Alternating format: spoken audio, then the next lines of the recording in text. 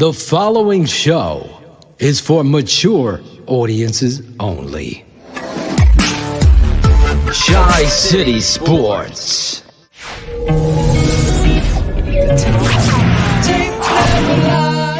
Watch the tape, and when you see the tape, you know the tape doesn't lie, and the tape doesn't lie. Flip it to Patterson, left side, he won't get there! Tonight, I saw a coach so out-coached, outclassed, out everything, the very definition of coaching, with lost out there tonight. I love this game. I would have my players so ready to play, and they weren't. Let's be honest. They weren't ready. They were overwhelmed, outmatched on every phase of that game. I felt bad for Foles, too, because Go ahead, talk about. I think he's an excellent quarterback, and it's a shame that you're not giving him the time. But I got to tell you something. I'd fire that line coach for sure. Those guys don't even know protection, and they don't know how to run block either. Every guy was patty caking. There wasn't anybody firing out. Man. You take a look at the Rams firing out as opposed to us firing out. When you pass protect, you break down and you explode on the guy that's coming at you, whether you use your hands or your whole body into your rear end explosion, like deadlifting. You can't just come back like a pillow. And all they met at the circle, right around the quarterback. 5 guys hitting one time. You have seen these tackles. I have. Number 72, Lino. He's awful. He's awful. He's awful. He's a Lino. I got to shut you up for a second. Because I got something on my mind I want to express it. Go ahead. I'm used to it with Phil, so I'm not going to stop you from doing it. How do you protect the quarterback when you have such poor offensive tackle play? It's very difficult. I think you got to either double team the person you want, use a tight end or a back, helping that guy out, whatever it is. Empties and leave this guy alone. No. All the time. Just before the half, and the coach did not call a timeout. I couldn't believe it. He should have let him punt. Could have blocked the punt. He could go for the block. Anything could happen in football. You got to call a timeout there. So, again, another one on the coach. One down play. I took this from you, Phil. Go ahead. Because I watched as they tossed left to make the first down, and they didn't have their running back in there, Montgomery. Ran it to Patterson. They ran Patterson. Patterson's a fast guy, but he's not a running back. He is not a running back. He doesn't have that Montgomery. I'll tell you right now, he's a running back. Offensive line. Core issue on offense that you would like to have addressed first and foremost? I mean, is there one major issue that if you work on that, then maybe the consistency you're looking for will start to come? Yeah, Jeff. This is hard. You know, I've never been a part of this before, so it's a situation where give up the plate. Chicago Bears fans, where you at? They can't throw the ball. They can't run the ball. They can't do jack offensively. And you best not come in here and blame Nick Foles for that. I'm not saying that Nick Foles is awesome. But this guy can't do anything with Aaron Donald and the rest of the Rams pass rush up in his face every single time he drops back. But it's not just a Foles thing. And it's not just a Rams thing. We've seen this movie time and time again. It doesn't matter who their quarterback is. If the quarterback is wearing a Bears jersey and Matt Nagy is the head coach, it's going to have the same exact ending. He's been the head coach for 40 games. In 24 of those games, the Bears' offense has failed to score 21 points. And this guy is the alleged offensive mastermind. Yet he can't scheme his way to 3 touchdowns a game in more than half of his games. Big plays are nice. They're good. We need more of those. That is some Adam Gase offensive. Look at that all. You look at 72. You look at 70. You look at the 72, guard. I think, is a hopeless case. Draft Dr. Phil and the smartest man. Keeping it 100. Keep it 100. And So the Bears are sending their compensatory 4th-round pick to Jacksonville for Nick Foles.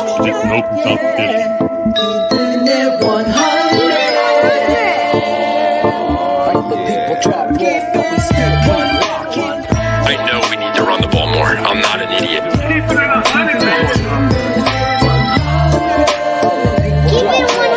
Keeping it 100. Open competition. Keeping it 100. Draft Dr. Phil and the smartest man. Chicago Bears select Cole Kmet. Guess who's back? The two dudes that kept it real. The dynamic duo that you love, the smartest man at Dr. Phil. Breaking down the film, never a problem, kick it straight. Most shows focus on stats, we focus on the tape. We keeping it 100, never running east or west. We coming with that truth, cause that's what our fans expect. Cut off the freaking anchor, moving forward to be free. But don't you worry, Shayne's got the dumbest tweets. It ain't no secret, Phil and Shayne got some haters. But now they're moused up like the true and now and laters. Debaters, stars get kicked like Coach Tabor. Cuts had to be made, we added a barber moderator. Up and down, boys got you double checking. Sad sacks rolling like a fool drunk texting. Flexing on the truth cause you know they'll never change. Real, recognize real, that's what you get with Phil and Shayne. 100's what we do when we're breaking down the Bears. Fuck a play or a captain, all of the upstairs. The tape never lies, the truth you see. We analyze so there's no babies like Maybelline. Straight to the truth with acumen and facts. We got a sad nerd, but he's not just giving nerd stats. Hard crash, big impact like Max Sack. Every Wednesday night you got the smartest man and Phil back. Now we know you're smiling like a fat kid with fun dip. We're back better than ever and we're keeping it 100. Keeping it 100, baby. Keep it 100. Draft Dr. Phil and the smartest man.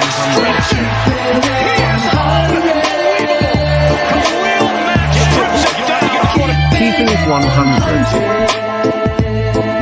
Draft Dr. Phil and the smartest man. Keeping it 100. Draft Dr. Phil and the smartest man. Keeping it 100, baby. Keep it 100. Keeping it 100.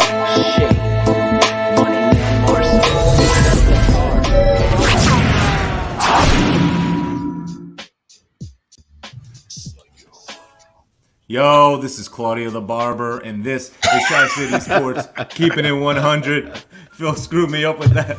Listen, what an open. Coach O, the man, the myth, the legend, coming through with the facts. That dude is awesome. I love him. Listen, that was a bad game on all 4 phases. It was horrible. But you know what? We're still 5-2. And at least we're not the Cowboys. At least we're not the Jets. We got a chance. We got to get this thing going. So, you know what? We got a great show tonight. We got former Bears offensive tackle Steve Edwards coming on. We got my boy, the dude with my dream job, the Bears barber, Lawrence Funk coming on. So it's going to be awesome. So let's bring in the guys. Shane and Phil, what's going on, guys? There you are. There we are. There you are. Yeah, Magic. Claudio's How open. did I fuck you up there? I don't know, because I Claudio's thought they were open. gonna I put give him a something solid, up. what, I got all messed 3.5 up. out of Listen, 106? 3.5. Hey, that's all right. Hey, listen, I put it out there. I put what needed to be out there. I try to be uplifting a little bit because I know a lot of people are on the edge, ready to jump off. But jump off the edge. Jump off the edge. But you know what? I'm about to jump off the edge too. Holy shit! After cutting all that tape.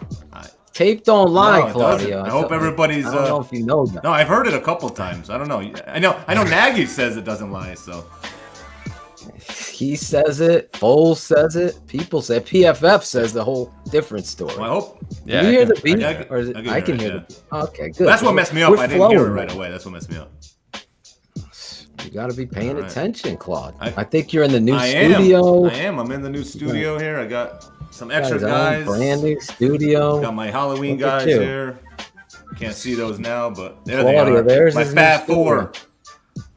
Yes, this is a new studio. Claudio's a big horror fan. He loves horror. Yeah, Halloween is my holiday. So yeah, I love it. That was a horror show on Sunday. I mean Monday. That was bad. But let's not talk about it. All right. What do you want to talk about, Shane? I don't know, man. How about let's talk about your open? My open. Oh, well. No. Listen. No, hey, man. We got to be numb to this at this point. I mean, 101 years of dealing with Chicago Bears football where it's, we get 1 year and then it seems to be followed up by 3 or 4 or 5 or 6, mediocre to worse ones. But again, big one coming up this weekend. They got to bounce back because if they don't bounce back this weekend, I think that this can take a nosedive the wrong way real fast. We're going to see what the team is made of, especially the coach too. Oh, yeah. We're going to see what they're made of against a good offense. I don't know if Thomas is Thomas playing or flush it out. Yeah. Flush the toilet. Yeah. We're going to get deep into this, this game coming up, but we always look back at what's going on. And Claudio, the producer / moderator, you've been stepping up on BHL. After every Bears game, again, we'll be live with the 100 Crew Plus. Yeah, it's awesome. This Sunday. Primetime games are tough, though. Yeah. It's a late night. Felt it. I know Shane felt it. Yeah. Shane we sure feel did. the next day. I'm still feeling it. It's been a long week for this guy. Listen, when we're 1,400, 1,500 strong, we can't send it in. No, we can't pull a Leno. It drives us. We can't send and it what in. better than to come on to start the show, and one of the very first comments that I read is, where did it go here? They're going too fast and furious now. I lost it. No, there's a lot of comments coming in. There's a lot of fear mongering and lagging. You're probably on right here. It is. Look, YouTube issue. Let's make Patterson number 1 running back. It's going to start working. No, he's perfect. I think there's some sarcasm. Totally there might no. I know. But I'm just saying. We don't want to even put that out there for Matt Nagy to see. Matt Nagy might. We know he watches, right? Oh, here we go. We got the Mitchers. They want there is a Mitch controversy going on. We might as well address that if you could put up David Cooper, my boy David Cooper's comment. Right. This one right here. Silverberg was also jumping in, and it showcases here's a talent. I mean, these are the only things, obviously, than what we do here at the network. If you haven't, the Tape Never Lies is up there. It's on the YouTube channel. The Patreon people got 40 minutes, defense, offense, special teams, all breaking down. If you haven't signed up and you want to, www.thetapeneverlies.com. Become a Patreon member. All the bonus extras, coaches clinic. You saw my dad in the open. He's going to be on there. Guys, we're up to we went over the 400 mark. Jim Miller did throw over 400, so we're not there. We got to get over the 500 mark like no other Chicago that was against Bears San Diego. I think he did it against San Diego. I thought it was Minnesota. Marty Booker. He might have had back. Screen. I think he had like a 388 and then went over 400 against San Diego. I think that was like a big Marcus Robinson game. Maybe it was. It was Minnesota with Marty Booker. I'll never forget. Booker outran everybody. I'm like, where did this speed come from? He had the big. I always remember Booker's game versus Tampa. He had the 3 touchdown game in Tampa. Well, that was a fun one. But we got to get over the 500 mark. We're standing at 407 strong patrons. And listen, the work we do here to uncover the truth, because that's really where we're at. I see all of these fans jumping in here and showing me a lot of these tweets that Shane has to scour over later in our segment for our show, and seeing all these GMs and new video gold chain wearing breakdowns of the tape, just clown shows out there trying to break down film as well as break down stories with stats. And I'm hearing, Shane, I know you're frantically typing or something. Yeah, I was looking something up. I'm hearing that PFF says the Bears have the 15th ranked run block. Oh, boy. Is that not an indictment? What's up, Chris Miller in San Diego? Nice. 100 Crew. Is that not an indictment right there? Well, PFF seems to be off all the time. I mean, when it comes to respecting Khalil Mack, he's nowhere near as good as we see with our eyes. PFF wants to put him in middle of the pack. But when it comes to, like, we see a piece of shit, and they polish it all up and put some fucking lipstick on it, and it's really not a piece of shit in PFF size. Is it like they want to be the contrarian? Like, I know I've opened the invitation to Robert Schmitz.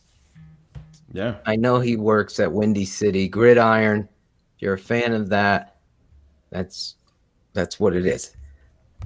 I'm getting to the point where I feel like it's just to be the contrarian to go off the coattails of what we're doing here and be truthful in that. And that's me keeping it 100. That's what this fucking show is.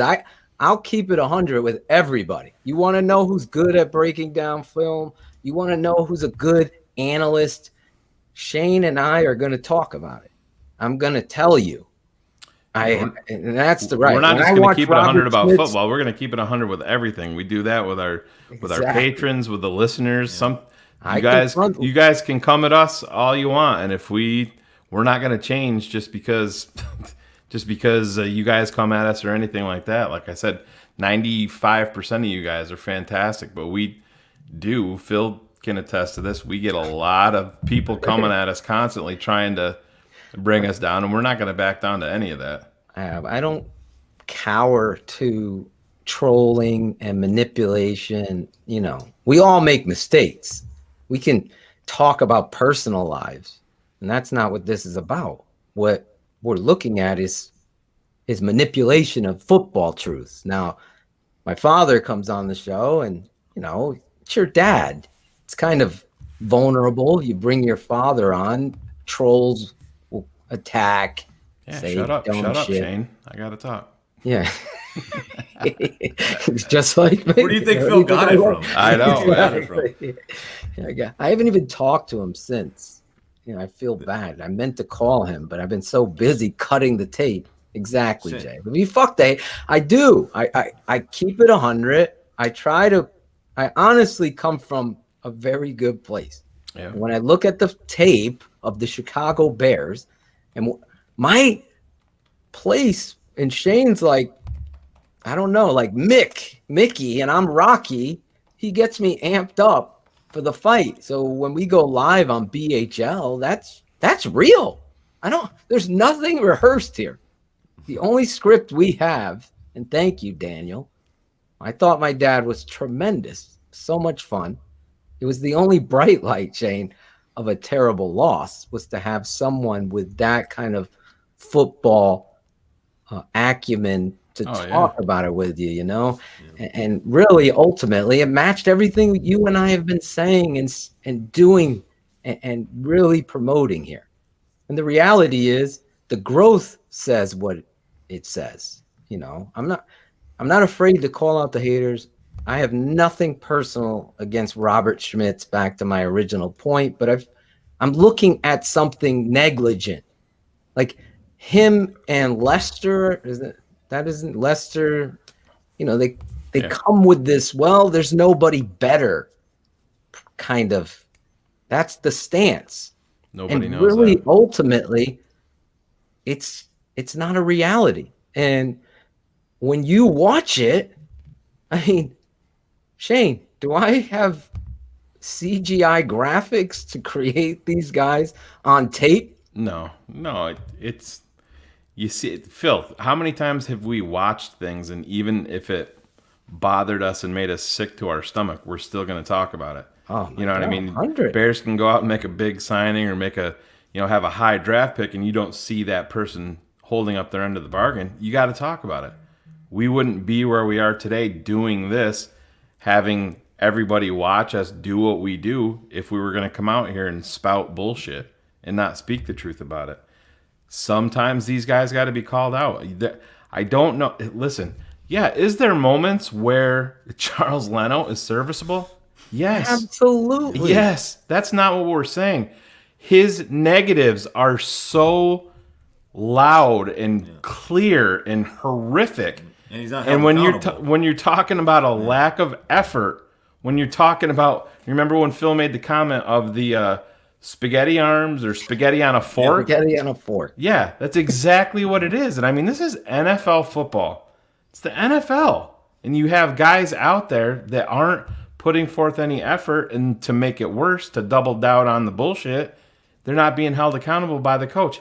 You don't think for 1 minute that the Chicago Bears organization sees the blowback that Charles Leno is getting from the media, from fans like Phil and I, tape never lies, everything. You don't think that they see that? And who do they trot out there in a press conference today?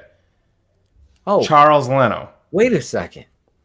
Since you brought that up, it's not the obvious one. Are you sure? I knew it was this play. Oh, wow. What's going on, man? All right. Charles Leno needs help here.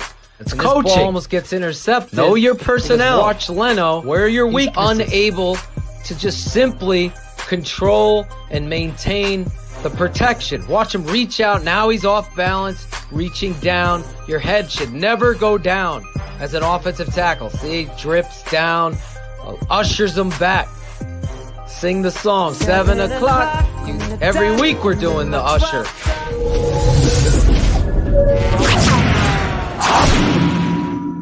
Matt Nagy has talked about throughout the season about self-scouting and evaluating your play. How do you feel you have played through the first 7 games this season? Thought I played so far so good. Still got a lot of areas to improve. I just want to continue to work on my improvement. Getting better each week. It's not about where I'm at right now. It's about where I'm at the end of the season. So I'm just focused on getting better every single week, man. Oh, hell no! Number 72, Leno.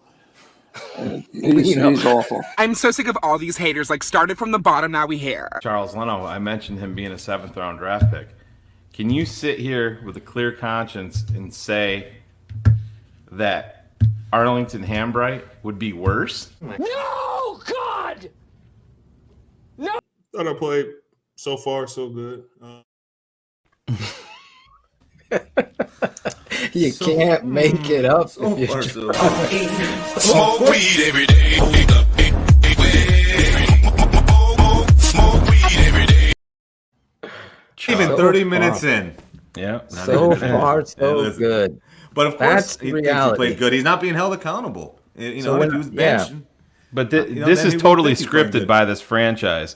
They know. They see the heartbeat of what's going on, and that's precisely why Charles Leno was put out there today. It's exactly why.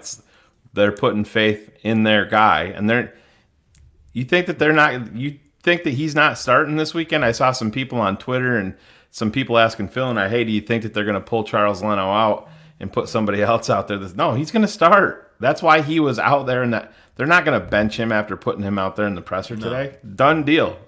Honestly, Chubbs is asking a question, and I've gotten to the point where, I'm friends with a bunch of those guys in the media, so I'm not taking shots at them, just keeping it real. I think that there is some sort of, disconnect if you go cross a certain line. And, this isn't Thanksgiving dinner at the Ottochian house. The Chicago Bears don't like to be embarrassed, and that's more important to them than winning. And that's the reality. That's what I've learned all these years. And we're going to have a Chicago Bear on tonight, and he could talk a little bit about that. But the reality to me, from what I've seen from Olin's stories and Thomas Jones's stories, and the stories that go on and on and on with coaches that I know that have coached on a bunch of staffs with the Bears, it's political. And when you invade with politics into football, you become a mess. You become a franchise mess. So think about this. Think about Ballard, the GM with the Colts. And think about in his interview that he probably killed it. When you hire someone on your staff as a coach, I'm not going to hire just anybody I don't know. I got to know them. So the Bears knew Ballard.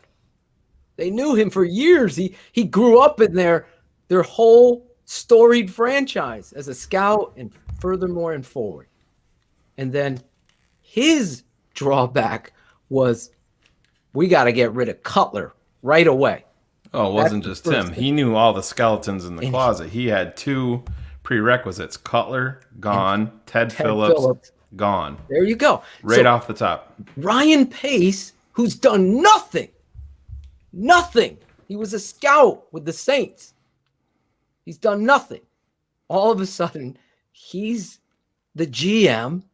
He's failed in the draft. He's failed on so many different levels. And the biggest failure is the GM saying, listen, we can't put bullshit out there. Our fan base is too smart. Our fans are too passionate to allow this bullshit to continue to happen. You know, the fuck the cap philosophy comes from finding great players and playing them, not paying average to below and hope that they're going to then turn it around, or pay someone that's really working hard and then see them failing and then say, oh, we're going to continue to push it out there. We see that that philosophy spills over into the fans. That's why we still have people that come forward, and I'm sure we'll see it at some point in the comments tonight. You know, we've got to bring Singletary back to right the ship, and that, 1985, make Ditka team president and all this shit. No, it's not that. You have to have a forward thing. Phil said it better than anybody. When you have to be maniacal with it. That has to be your sole focus. Eat, breathe, and shit football 24/7, 365. You roll over in bed at night, that's on your brain. You need a guy like that heading this franchise that's a football guy. Then you need to bring in a young, forward-thinking GM. Like, here we are, the trade deadline is coming up, and is Ryan Pace going to do anything? At this point, I think it's very... I would say probably not, unfortunately. Maybe he makes I've heard some scuttlebutt about dealing with Houston for one of their backup offensive guards. And what is that going to do? He's a backup for the Houston Texans that haven't won a fucking football game. Thank you, Ryan Pace. But you have to be a forward thinker and bring some of these guys in. I mean, be creative. That's one thing that we have not seen other than Khalil Mack. Because, I mean, the thing with Khalil Mack, you're throwing premium assets the other way. It's not really being creative. You're spending a shitload of money. You're spending a shitload of draft picks. Phil, you and I have talked a couple of different avenues that we'd like to see him explore. Mm-hmm. Some creative avenues. Hopefully, he can bring in a center, a veteran guy, via trade like an Alex Mack. I thought that was that a rumor? I thought it was going down. Yeah, no, I don't know. We'll see. He's a 34, 35-year-old guy. Yeah, so but he plays. No, exactly. That's what I'm saying. Whistle. Yeah, he's a guy that you can read. He was punching Khalil Mack. Yeah.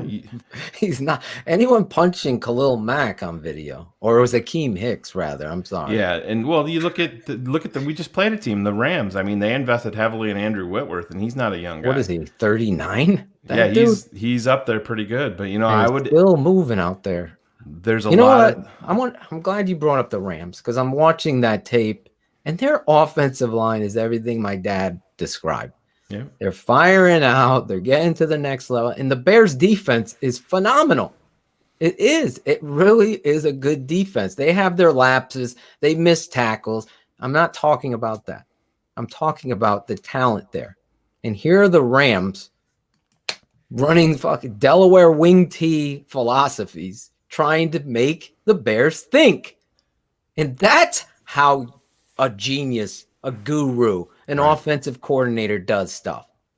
You don't sit back and keep trying to do the same shit you've done for years in order to think that it's going to work. So if you continue to trot out, Mr. Usher, speed bump, if you continue, all of a sudden it's going to get better. Right? Yeah, it's if not you going continue to trot out an Adam Shaheen, and you continue to trot out a Michael Burton, and these guys that don't have it in their hearts, This is Chicago. This is the charter franchise. There is definitely the understanding that the fan base is much more intelligent, much more passionate now, more so than ever. And I'm proud of what we built here at this network because I can read, and I'm going to tonight, read some of the messages that I've received from some of these people that have signed up for Patreon or have just reached out to me to thank me because they don't know the game yet. They're learning the game. So they just go by what somebody's telling them on Twitter or the Rick Morrisseys of the world, their story. They're just reading, and that's what they take away. It's like somebody thinking that fucking California pizza is better than New Haven pizza. They don't know. They've never had it until they get it. Then they're like, holy shit, this New Haven pizza, Phil's not hyping it. It's the shit. And I know deep dish in Chicago, I'm telling you, when you come visit Claudio the barber and Draft Dr. Phil, especially our next guest, if he comes here, I'm taking him to Modern Pizza, and he will be like, holy shit, bro. I took this dude from Scotland. He's one of our Patreon. Sandy Tom. He's like, I can probably have 2 slices. I go, okay. He had 11. I can't stop eating this. That's my best stuff. I'm a New York guy, and I fell for the hype, right? man. They got to sponsor us. Speaking of sponsor us, we got our guest lined up, right? Yep. Claude? That's why he came on. Yeah, that's the only reason. All right. Big Steve Edwards is waiting in the wings, but we only do it a certain way. Got to do it the right way, Phil. We got to introduce Big Steve in the Draft Dr. Phil, Shayne Marsaw, TTNL Network way. Draft Dr. Phil and the smartest man. Keeping it 100. Charles Leno is not good, man. Unless you're living under a rock or getting flogged with like Speed Bump Charlie, you know that our beloved Bears have really made offensive line play truly offensive. Who better to have on than someone who lived it, who breathed it, who loved it? 100 crew, get up out your seats and give it up for Mount Carmel's own. He's former Chicago Bears offensive lineman, Steve Edwards. Buckle up, Leno family. Things are about to get real. There he is, Big Steve. Okay, there I am. Look at this guy. How you doing tonight, Steve? Man, I'm doing good, man. Excited to be on with you guys, man. Talk some of this crazy Bears football that we got going on. Yeah, we got a lot of crazy football fanatics listening in live here on the Tape Never Lies Network. Big Steve, I can't thank you enough for jumping in with us, joining the big show here. The big show sponsored by Shy City Sports. Listen, we get right into it. You said it there, my boy. I know he's in the chat tonight, my boy. And he introduced me to you on his show. And I'm like, I got to get Big Steve over here to break down offensive line because I put it onto the tape. As you know, you've seen my work. Yeah. Do I get a thumbs up from the Big Steve? Oh, absolutely, man. I love it. My buddy Howard Godfrey, he put me on to you, and I was looking, I was like, this is the same guy, my buddy Howard, as you were sending me things. I was like, I've heard his stuff before. I watched his breakdown. So, yeah, man, I love it. I love how you break it down. You're raw with it, and you're spot on, man. What you see, what's going on with these guys it's real, man. You got to keep it real, Yeah, that's what this show is. We keep it 100 on this show, especially. We have a lot of laughs. We keep it 100. The 100 crew, you could see them popping up in the chats. There's nothing like it. But let's get into this offensive line. I mean, this last game was truly on the shoulders of the line and the head coach. Now, you've been in this locker room. you've been around this franchise. But let's start with this team.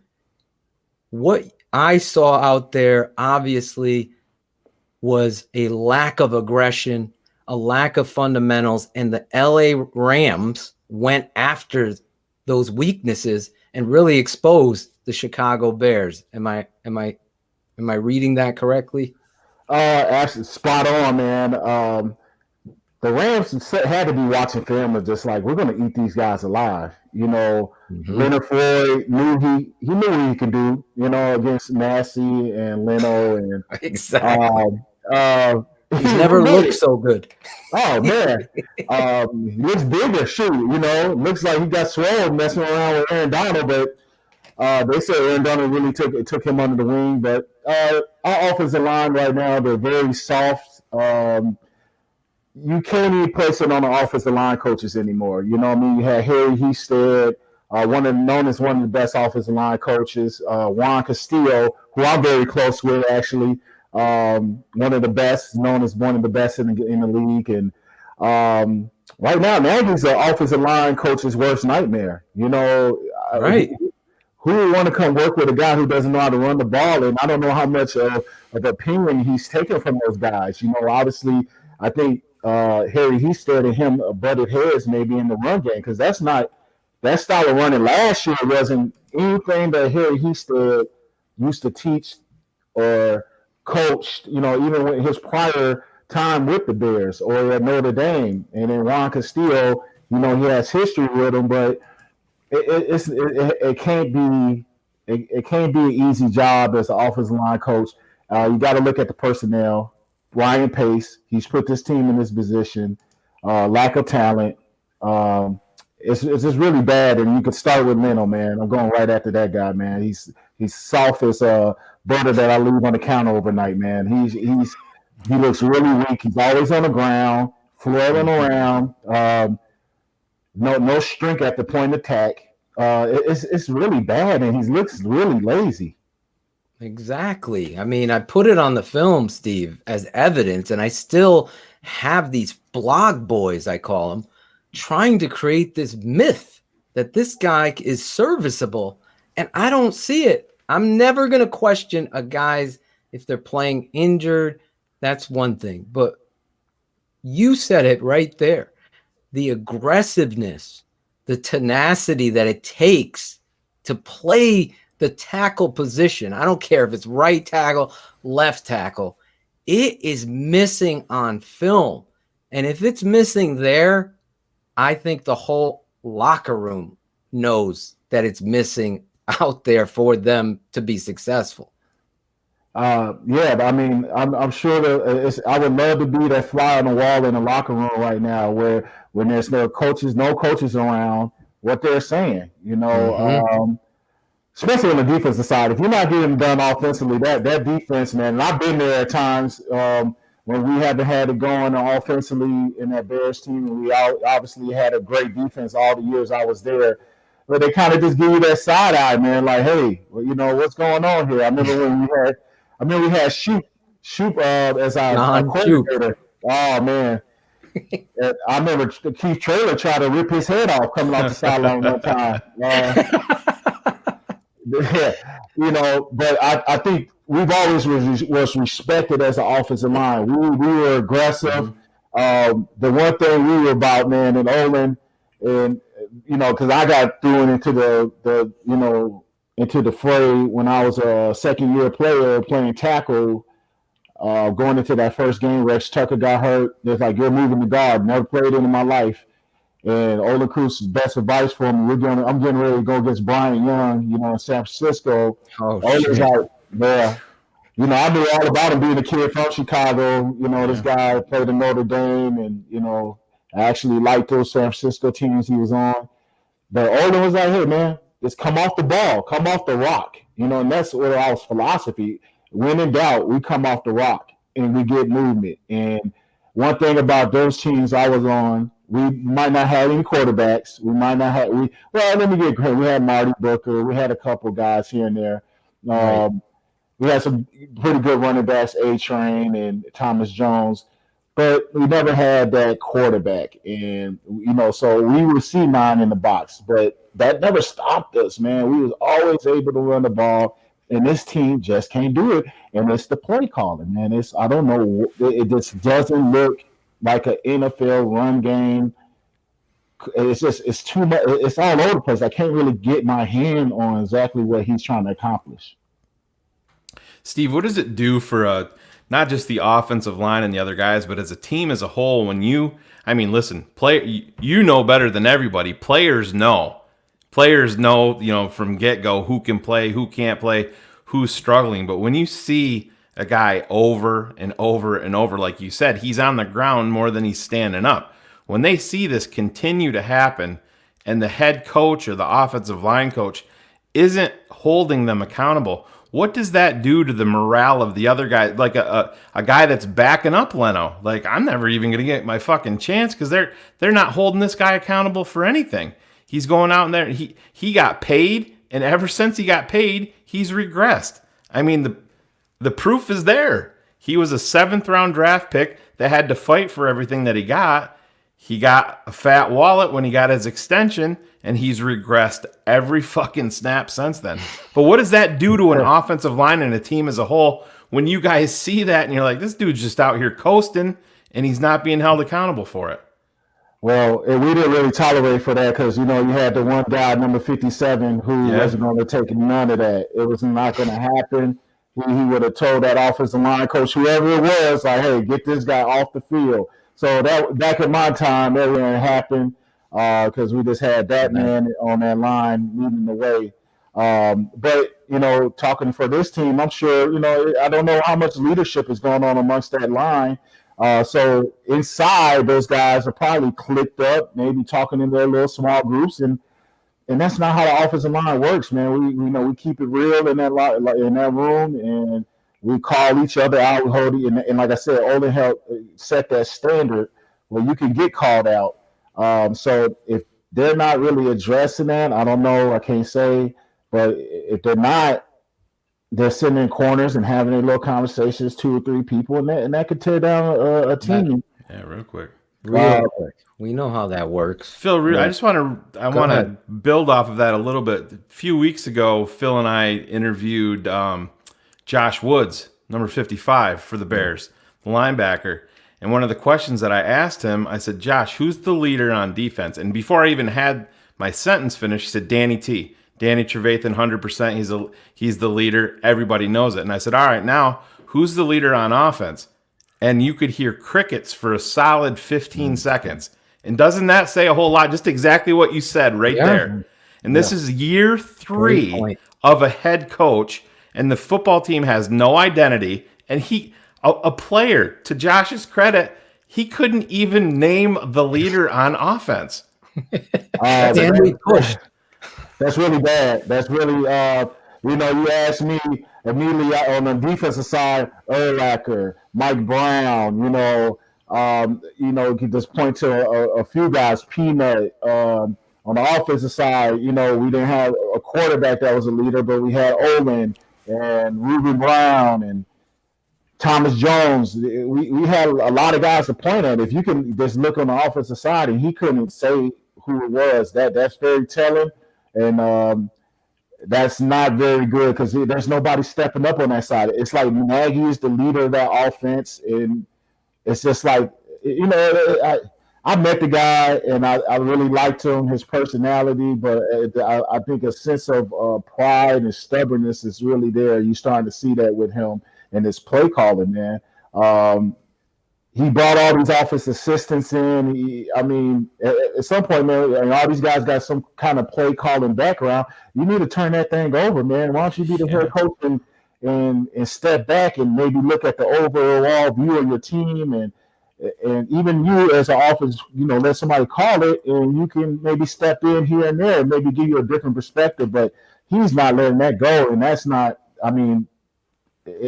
It's like it's him, his offense, which is the case, but it's the players who win the games, and he needs to take a step back, man. I just don't like what I'm seeing right now. You shouldn't be feeling this way sitting at 5-2. But Exactly. it's a really bad feeling. I've never been around a situation where a team has a winning record and you just really feel bad. You're stealing my thunder here because that was my question for you. Yeah, no, I love Steve, man. I've talking to you through text that, you can't get context through text. So Yeah. to now feel the personality in the person, I'm excited to have you on because you're keeping it 100, like the show says. Let me take you back. Monday Night Football, Brian Greasy, players are upset. I heard Alex Brown's comments that Greasy crossed the line. But I thought it was an indictment on Nagy and what you're talking about here, because here's the quarterback saying, I can't do these things that's being called because of those guys on the line. So he was sharing that with Greasy, who shared it with the country. The tape shares it with everyone anyway. Yeah. So the truth is in there. So now we're dealing with politics again. So now Nick Foles is doing the Michael Jackson moonwalk, the back pedal like Deion Sanders. And this thing is, to your point, feels like it's about to collapse.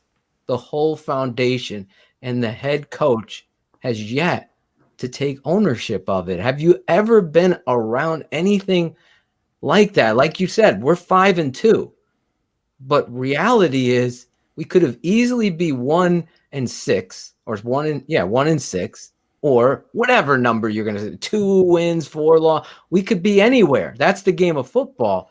But the showcase on Sundays, no running game, no passing game, no points. They didn't score a point, Steve, against the Rams. Their defense scored. Are we concerned about Nagy? Yeah, it's a big time concern, man. It's really bad. I mean, okay, what Foles said, you never know. Foles, he's a Christian guy. He doesn't really throw people under the table, but it's very telling, man. It had the frustration will bring things out of people's mouths, man, and I'm sure he's highly frustrated right now with the offensive line play. And I'm sure he's been behind bad offensive lines. I don't know about if he's been behind one this bad, but he's been behind probably some suspect offensive lines. And as a play caller, you figure out some things to do. Like you have to call plays accordingly to disguise that, and exactly. You see McVay, man. McVay's play calling was an example. Like he was like, we're coming out, we're going no huddle, we're going to take the strength away from this this defense. We're going to go outside zone and just tempo it up, and we just don't have any kind of sense of identity or a sense of like a game plan going there. I think they have a game plan, but it doesn't really look like one. Nagy right now, man, it's imploding. Like, I was saying, like, this is my thing. I point up to the top. I start off at Ryan Pace, and then I'm saying, okay, Ryan Pace needs to go this year. I mean, he can't escape what he's done and put this team in this predicament and be expecting for him to come back and fix it. He needs to go. With Nagy, I was like, oh, he's going to have another year. But if this thing implodes like it's feeling like it is, he might be gone too. And man, it's crazy right now. We're sitting at 5-2, but look who's coming: Saints, Titans, and then we got it's not looking good. Still got the Packers. You got the Vikings Packers twice. We got the Vikings that are imploding. Imagine if they beat you. The reality is, and let me ask you this. I'm sorry, Shane. Have you ever been on an offensive line where people are loafing on tape and have a coach or a head coach not do anything about it? Have you ever been on a team? No. It just any level.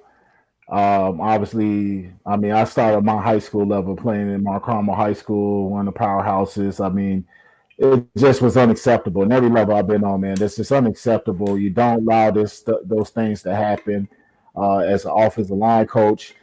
And I know Juan Castillo. He's a hard nosed dude, man. I remember like he didn't accept that stuff, but I'm not in there. I love Juan. I thought you led off the show. Freaking blew my mind. Actually, I'm gonna cut it and make it a highlight of your visit here because it's an indictment on the head coach. Yeah, it's an indictment on the head coach that Harry Heaston. Now, we're having Olin Kreutz, your captain, next Wednesday night. He's coming on to talk about the offensive line. I'll play your clip, so we'll end the show. You could say something to him, Sean. We'll give him a message from you. But the reality is, I've never seen it. I've been around football my whole life. I can't believe what I'm putting out on tape to the public to show that this is going on. And if this guy was an OC, if he was the offensive coordinator of the Bears, he would have been fired. He would have been gone. Now he's calling the plays. The offensive line don't know their assignments. They lack aggression.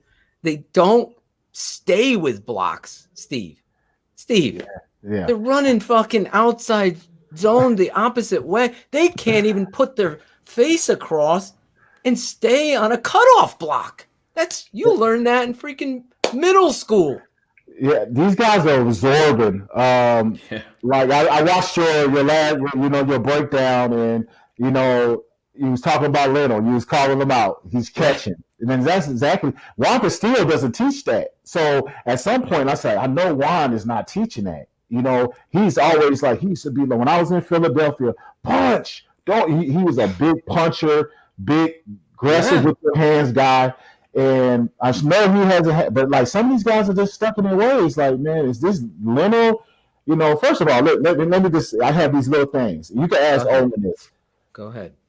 Our offensive lineman for the Bears has never worn a sleeve. When I came to the Bears, they said you're not supposed to wear sleeves ever, no matter how cold. This guy's wearing sleeves. One of that will get broken. That lets me know, like, hey, man, what's this dude? What offensive lineman wears some little loose sleeves like he's like a cornerback receiver or something, trying to look cute?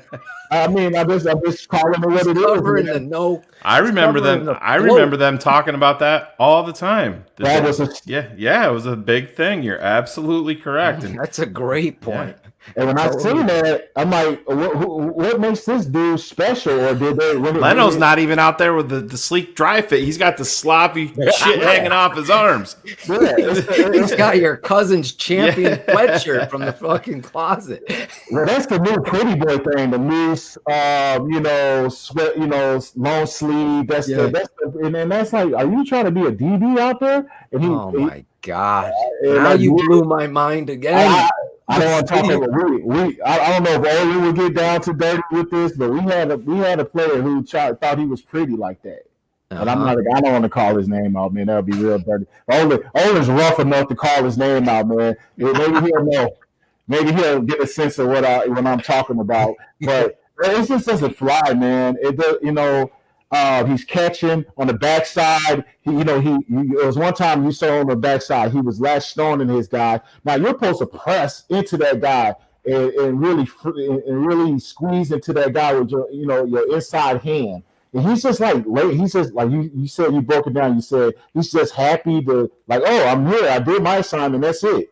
Exactly. And you're supposed to grind that on the outside zone on the backside. You're supposed to just press that guy and stay with him like a damn, like a Tasmanian devil. And you just don't see people finishing blocks. They're not coming off the ball. They're not getting any movement off the line of scrimmage. It's really soft, man. And we got to upgrade. I mean, I hate to think about off season because we're in the season, but you can't help but to think like, man, we're going to have to do some serious upgrading on the offensive line. Yeah. Oh, for sure. Steve, this isn't really offensive line. I mean, it's a direct part of it, but where did you stand on the Mitch debate in terms of quarterback? Were you surprised they pulled him when they did? Do you think that they should have rode with him more? Do you think they should have pulled him quicker. So Mitch versus Nick, where did Steve Edwards fall in that? I just knew at some point he was going to be on a short leash, you know. So I thought, you know, it was the right time to do it.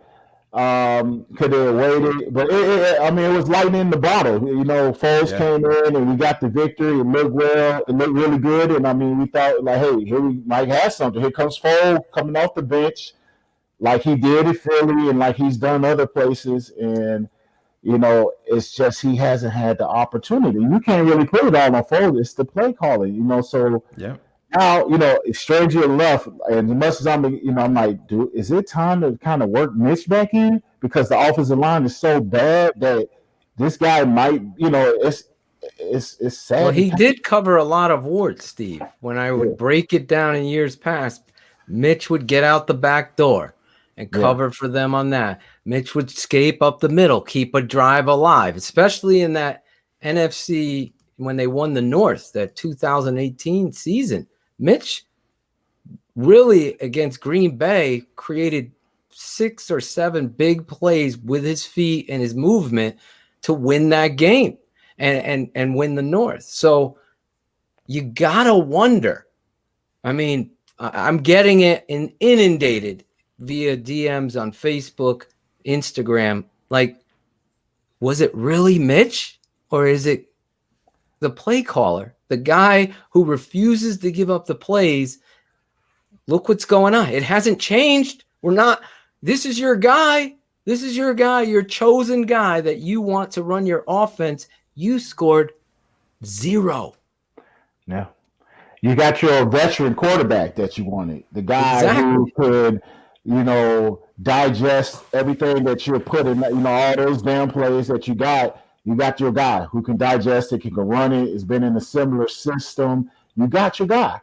And now you got to really think, you know, because, you know, Foles is struggling. Was it really Mitch? Because, you know, Nagy's really getting exposed because now you got your guy, Nagy. Exactly. Good. And think about this with Nagy. Go back to his Kansas City in the playoffs. So they lost to he was the OC, right, at KC. And they really were hammering him really hard on his way out the door because they took that loss because he wasn't running the ball. And I said maybe we had to take a look back at that KC season and look at whenever I don't know if he was calling the plays all season, but no, it wasn't all season, but yeah, it was toward. Andy gave him some. He gave him some play at the end of the year and then into the playoffs. But yeah, I mean, there's been a couple of different rumors with that, but. Either way, you're correct. You had the leading rusher of the NFL, Kareem Hunt. Yeah. And we don't want to use him. Yeah, we had Jordan Howard. I love this back. This kid would hit the fucking hole and find the crease, put his face in there, get you the tough yards. This dude couldn't figure him out. I remember his quote. I'm quoting him verbatim now. This is not a paraphrase. If we can't figure out how to use Jordan Howard, I shouldn't be coaching. That was his quote when he took over this job. Where did Jordan go? Out of town. The reality, look at David Montgomery. All these fans are criticizing this guy. And I'm like, this guy's a miracle worker. Yeah, I mean, the kid has been ruined. You got to think about his first 2 years. He's been met in the backfield his first 2 years in the NFL. Like, this kid has never got a chance to get any kind of rhythm in his first 2 years in the NFL. So it's hard to, like, it's pretty not smart to put it on this guy. He has had no offensive line, no offensive coordinator who could put him in a good situation. And the kid has... We might have ruined this kid. I hope not, but it might have been ruined. That's what we were. Well, I know at one point I don't have the updated number, but at one point David Montgomery was at 0.2 yards before contact. 0.2 before he was met by a defender. That's just I don't even know if I've ever even heard of that. But it's 0.2. It's crazy. 0.0. That would be worse for sure. Almost there, Shane. Almost there. Steve, I mean, literally, there's a pride to it. I mean, I've been around offensive linemen my whole life, and every one of them, if you ask them to a man, what do you like to do? Run block or pass block? Every one of them's like, I fucking want to run block first. That's my thing. Yeah. They want to get after it. You got to have the right temperament. Meanwhile, we got sleeves. We got fucking soft as puppy shit. We got Usher. We got the walrus technique. We got every joke I could think of to motivate these offensive linemen to play better, and they continue to play worse. It is absolutely terrible. Like, I mean, I know Juan is sick right now. Juan Castillo. He actually contacted me. You know, the week that he had the COVID. So he actually texted me the morning of the game, and I didn't have his number saved. And I was like, "What? 215. This is Philly." I said, "Is this Coach Castillo?" And then I was like, "I know he didn't go with the team, so." It was him trying to sign you to play left side. I know. People say, "Hey, come out of retirement." I said, "Man, I can't give you nothing, man." But right now, well, that's what his left tackle's giving him now, Steve. So he might be just as good. Hey, man. I might be able to give you. It's not no might. I know I can. It's just how many plays I can last, man. I mean, just Jesus Christ, man. And Massey, man, I mean, Massey, contagious. Yeah, when his punch, he's forward leaning, he's overextended, and we just let Leonard Floyd just look like, man, like what did we just give up? You know what I mean? Yeah, like, right. Geez. He was what we wanted him to be when we drafted him the other night. Oh man, a freak of nature, oh man, it was bad. And then he went to the sidelines and did some stuff, and it's just like, where's the pride as an offensive line? We'd have been like, let's kill this guy. Yeah, this guy gave you nothing, and he did the same fucking move that he does. He does the run, and he jumps up, and he does the swim, and gets around you, and You've gone up against this guy. It shows me you're not even practicing hard. You should know his every move and destroy him. And embarrass that dude. Well, a guy like that, man. I'm like, okay, I know what he got. I'm watching the current film of him and the Rams. You should have a one-up on this guy, man. And it just, oh my goodness, man. The passing off of the twist. Now, I mean that one twist. I wish I could got that clip for you, but they passed it off in the middle, and there was 100 of those pressures. They're turning their shoulders. They're not keeping square on these pass offs. It is awful, man. Daniels was. Daniels was playing the best ball, man. Yeah, he was. He was our best offensive lineman, man, and that was disappointing to see, man. But at least you got somebody starting there, and I'll take Whitehair. He's your second best, but your other three, you're gonna have to upgrade somehow. I don't know what those contracts are looking like. I don't know, but I tell you what, man. If I'm starting somewhere, if I had to get rid of one contract, it's got to be Leno, man. You can't have a blindside tackle like that, man. He's absolutely soft. He doesn't look strong at all, man. Like, he doesn't look like he doesn't squat. It doesn't look like he bench press. He doesn't look like he has no punch. He's got no control in his ass. He never controls. There's one play in the game later when Foles steps up in the pocket and the ref doesn't call interference on Mooney. That was the first time I've seen Charles get his ass down and push past this whole fucking season. That's awful. We do have some video of a super secret workout routine, Steve. Here it is. Oh, no.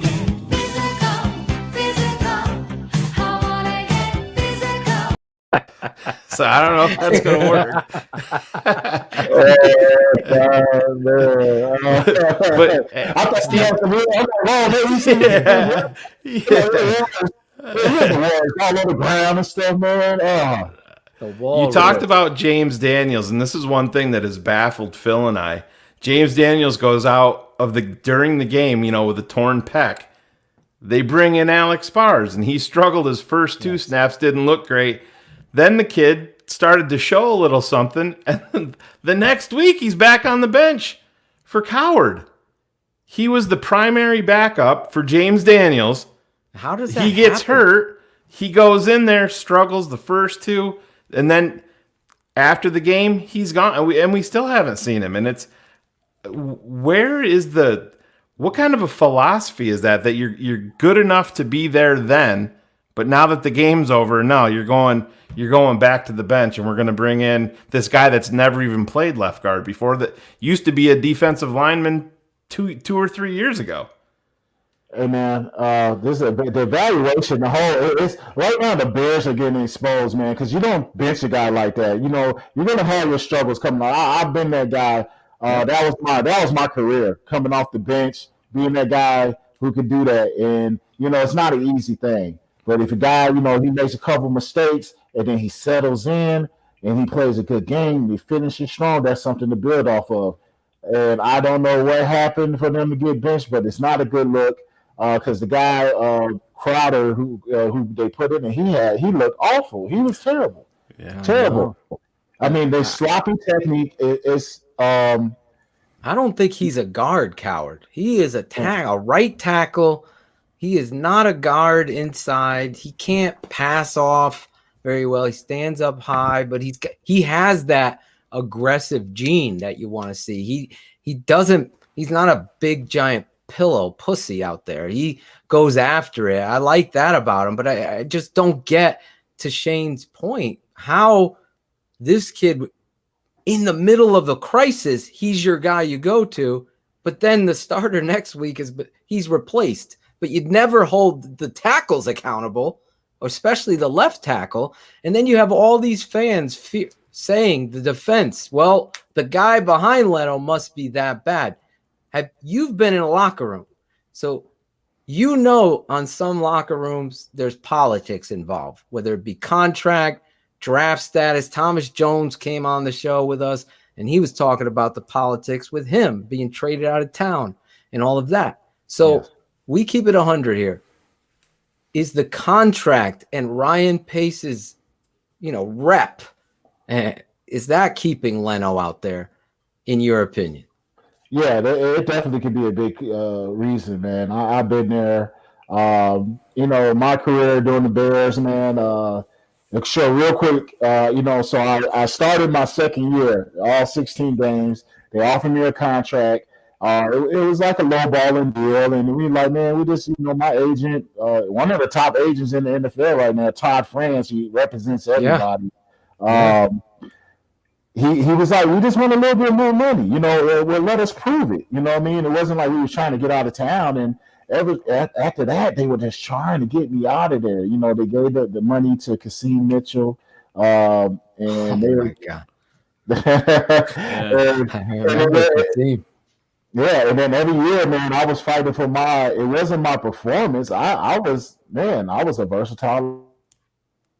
But every year I was fighting to stay on the team because of contract, and it was because I didn't take that contract, and it was just like Angelo was they were trying to bring guys in and get me out of it. Yeah, so it's politics. You wouldn't think it would be politics when you get to that level, because you're like, hey, it's about winning. It's about putting the best players on the field. You're not in high school anymore. You're not in college anymore, where those politics can be part of the game, or you're not even popular, where the politics play my son. The father's kid plays, the uncle's kid plays, the booster's kid plays at the college. I've seen it all.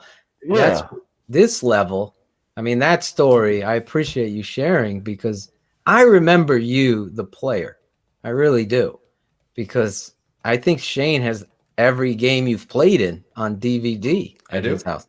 And so if you ever need a game, it's a lot of losing, Steve. I'm not blaming it on you, bro, but so I got a lot of DVDs that have L's on them. We're a quarterback, man. That's right. I looked on all 14 of those quarterbacks we had behind center in my time. Yeah, 14. It was somewhere around 14. Henry Harris, Corey Sauter, Cordell Stewart, Chris Chandler, Craig Jim Krenzel? Miller, Craig Krenzel, Jeff Blake. I'm all out of order right now, so I'm confused. Kyle Orton, Rex, Jeff George. Yeah. Jeff George. You guys were in shambles so bad that year. You brought Jeff George, and I remember David Terrell being interviewed, and he was all jacked up. He's like, "Well, I got a dude that could sling it," and he got him in there. Like, yeah. Let me tell you, he came in practice like that ball was spinning. Like, my older brother played at the University of Illinois, so before he got there, Jeff George was, you just remember Jeff George, when #1 pick to Indianapolis Colts. He's got the arm. He came in spinning it, and he had like knee braces on, and he was duct tape. But he could swing it, and it was looking good because compared to all those quarterbacks we had, it was just like, fuck, man, this dude might be it. Yeah. And, I got some of these stories. Olin is the man. We went out to dinner. And he was like, "No, Jeff George can't come. Don't tell Jeff George because he was like a bad alcoholic or something." But it was bad. It was bad. We got into a game, I think, and it was terrible, man. Oh, I remember that game. He got into it at the end. I was a big Jeff Blake fan coming out of East Carolina. He played with the Jets. I met him down with the Jets because I was at Hofstra, and this dude could throw the fucking ball, man. That thing would fly up there like a fucking hot air balloon and come back down. It was like a punt. He would throw those deep balls. But you guys had some games. I remember you firing out. You're not bullshitting. You're keeping it 100 here. That's what we love about you. And we definitely have to keep you coming back, man. Oh, hell yeah. Coming back on this show. Yeah, build this relationship. Man. I love to be on, man. This is a great show, man. I love your breakdowns, man. I couldn't believe that was you. I called my boy Howard. I said, "Hey, man, I'm going on the show with your guy that your freaking highlights that you send me all the time for the breakdown." I said, he's like, "Hey, man, tell him I said what's up." I'm like, yeah. So actually, me and him, we're doing a show. We're going to do like these little spot shows starting November 8th. We're gonna do it from his salon. He's my barber. Actually, look like I got all these barbers. Yeah, we got a barber, the Bears barber coming on. We got Lawrence Claudio. Funk coming Come up back next. in, Claudio. We got a barber right here. He's in his shop. There he is. Say hello. What's up, bro? What's up, He cuts his own hair. It's so bad he's got to wear a hat, though. Hey, listen, dude, I got a lot of love on this hat. I got a lot of love in the chat room about this hat. He's getting This is an eBay find, brand new old stock starter. I fucking think Steve was wearing that fucking hat on the sideline. Yeah, it's 90s. I remember that fucking starter jacket, Steve. Yeah. Remember the starter? They just released the new starter jackets. Did they? Yeah. Oh my God. They used to have the starter company here. The starter company here in New Haven. I used to go in there. I used to get all the I had the original starter jacket. I gave it to my nephew there. My wife's like, maybe you can get it back for your son. I'm like, we'll get it. Hey, in Chicago, we were scared to have those starter jackets, man. You don't want to wear those starter jackets in Chicago. You'll get got for those things. Yeah. Oh, boy. Oh, boy. Jesus. Well, yeah. Your boy Terrence, I saw you on their show. The name of the show is my brain sometimes is aloof, but I wanted to shout them out. Hopefully, Terrence, I think he might be in the chat. Give me that show so I could shout you guys out. I saw you appear on there, and Terrence is one of the good dudes, big fan of our show here, keeping it 100. And I'm like, holy shit, Steve Edwards, man, keeping it 100 about the offensive line. You don't see a lot of people doing that, so we had to jump in with you, get you on the show with us, breaking this all down. And I know we got people in the chat, Claudio. If you guys have a question for Big Steve, go ahead. Angel got a question right here. He wanted to know if you ever called out a teammate for not doing his job during the game. Probably during a game, I would think he means. Oh, there was only one person doing the calling out, man. It was like before you even get to calling somebody out, Olin was on it, man. Olin got at me one time. He got at me one time in the Washington game, and I didn't even do anything wrong. He slapped me in my head. I was like, I felt like it was my dad. I was like, Olin, what did I do? Like, all I did is step and hinge on this play. And then he came back and apologized after he watched film. Like, I'm sorry. I'm like, yeah, well, that slap in my head didn't feel great. But he was on it, man. He did the call it out. Like, I'm leaving this to Olin, man. You know, was that the Washington game when Maynard threw the pass to Urlacher? Is that the same one? That wasn't the same one?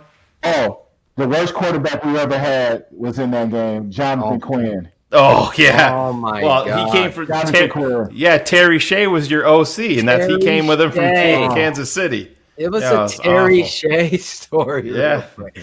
Did he have a hairpiece? Was that he had that monster comb over. Yeah. I don't know who's worse, Terry Shea or Nagy right now, man. But I would say Nagy. Terry Shea. Wow.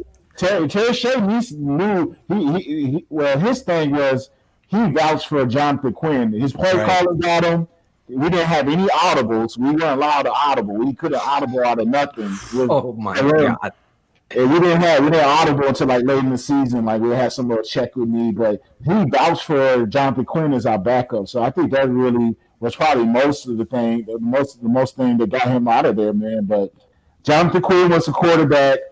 The late great Sean Taylor was playing in that game. Actually, actually tackled him. He got a pick, and I tackled him. So you saved the touchdown. I remember that. Yeah. So can you answer this question, Bear Truth 9, one of our loyal 100 crew people? Can, in your mind, the talent on this offensive line, is it good enough, or is coaching or play calling affecting it? Where is your level? I know where I'm at with it, but I want you to answer. First of all, it's going to have to be a serious gut check, and I don't know if that's even possible. It's hard to even know if inside. You know, like you said, don't even know if they only have a leader on that side. So who's the leader on the offensive line? Is it White here? I don't know. The next thing, the play calling. I mean, unless you doctor this thing up, but they can't even get a play calling right just for the simple fact of just like let's just run the ball. They can't even do that simply. So the scheme up, the little holes they have on the offensive line, I don't know, but that's what it's going to take. You're going to have to really scheme some stuff up, and it's scary. It's this really scary thing to see that this thing could come crumbling down really quick. It's as great as we were feeling as a Bears fan base and as a city, and knowing that we were kind of just miraculously winning. This thing could come crumbling down. It's going to be because the offensive line and the play calling is going to be the main thing. Have you ever been around Olin and he confronted someone on their effort, and that kind of accountability, especially in your peers, with your peers rather, how far can that go in your mind? Because I want to bring you back real quick. So remember my question. The Coach Nagy introduced this evidence himself, and I think Shane knows where I'm going here.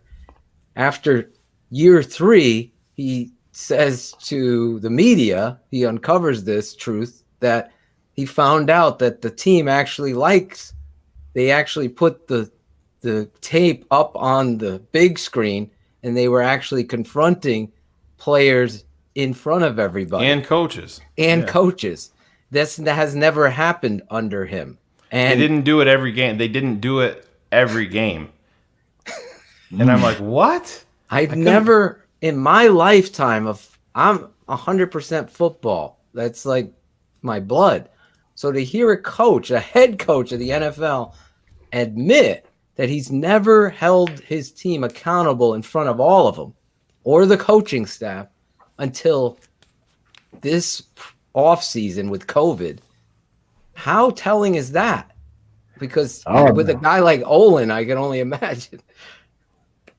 That's like football 101. Like when the team is struggling, we're gonna have a team like offense, defense. We're watching this film together because it's about to be a major call out session in front of everybody. Like not in front of your group in the offensive line, not in front of the offense. It's like we're going all together. You know, I've been a part of those, and those are not fun.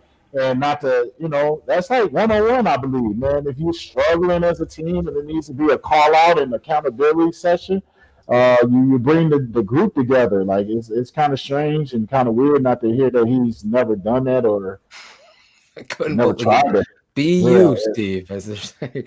Chris Jackal in there. Be you. Don't be anybody else but you. But I don't know how much time we have you for, and I don't want to keep you, but I really love the passion and the analysis, the history, and everything of that nature. But we always ask everyone.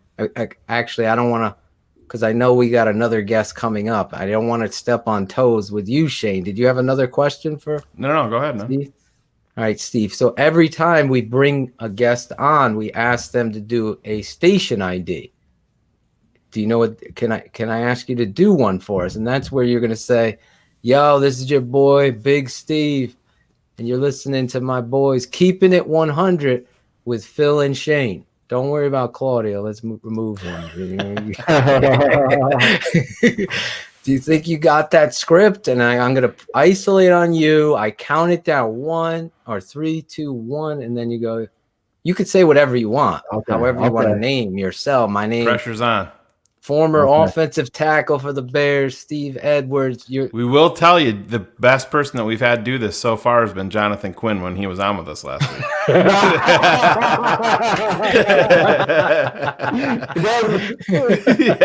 like, what? Joe Where is that guy?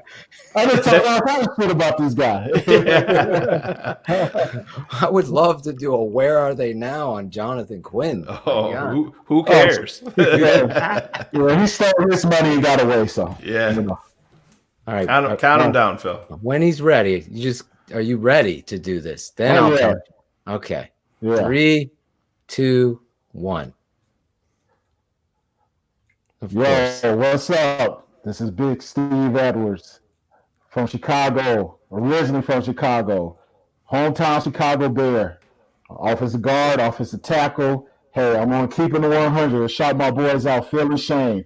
Hey, it gets no better than Keeping It 100 with the Chicago Bears. Bear down. Look at this guy. Love it. Look at him.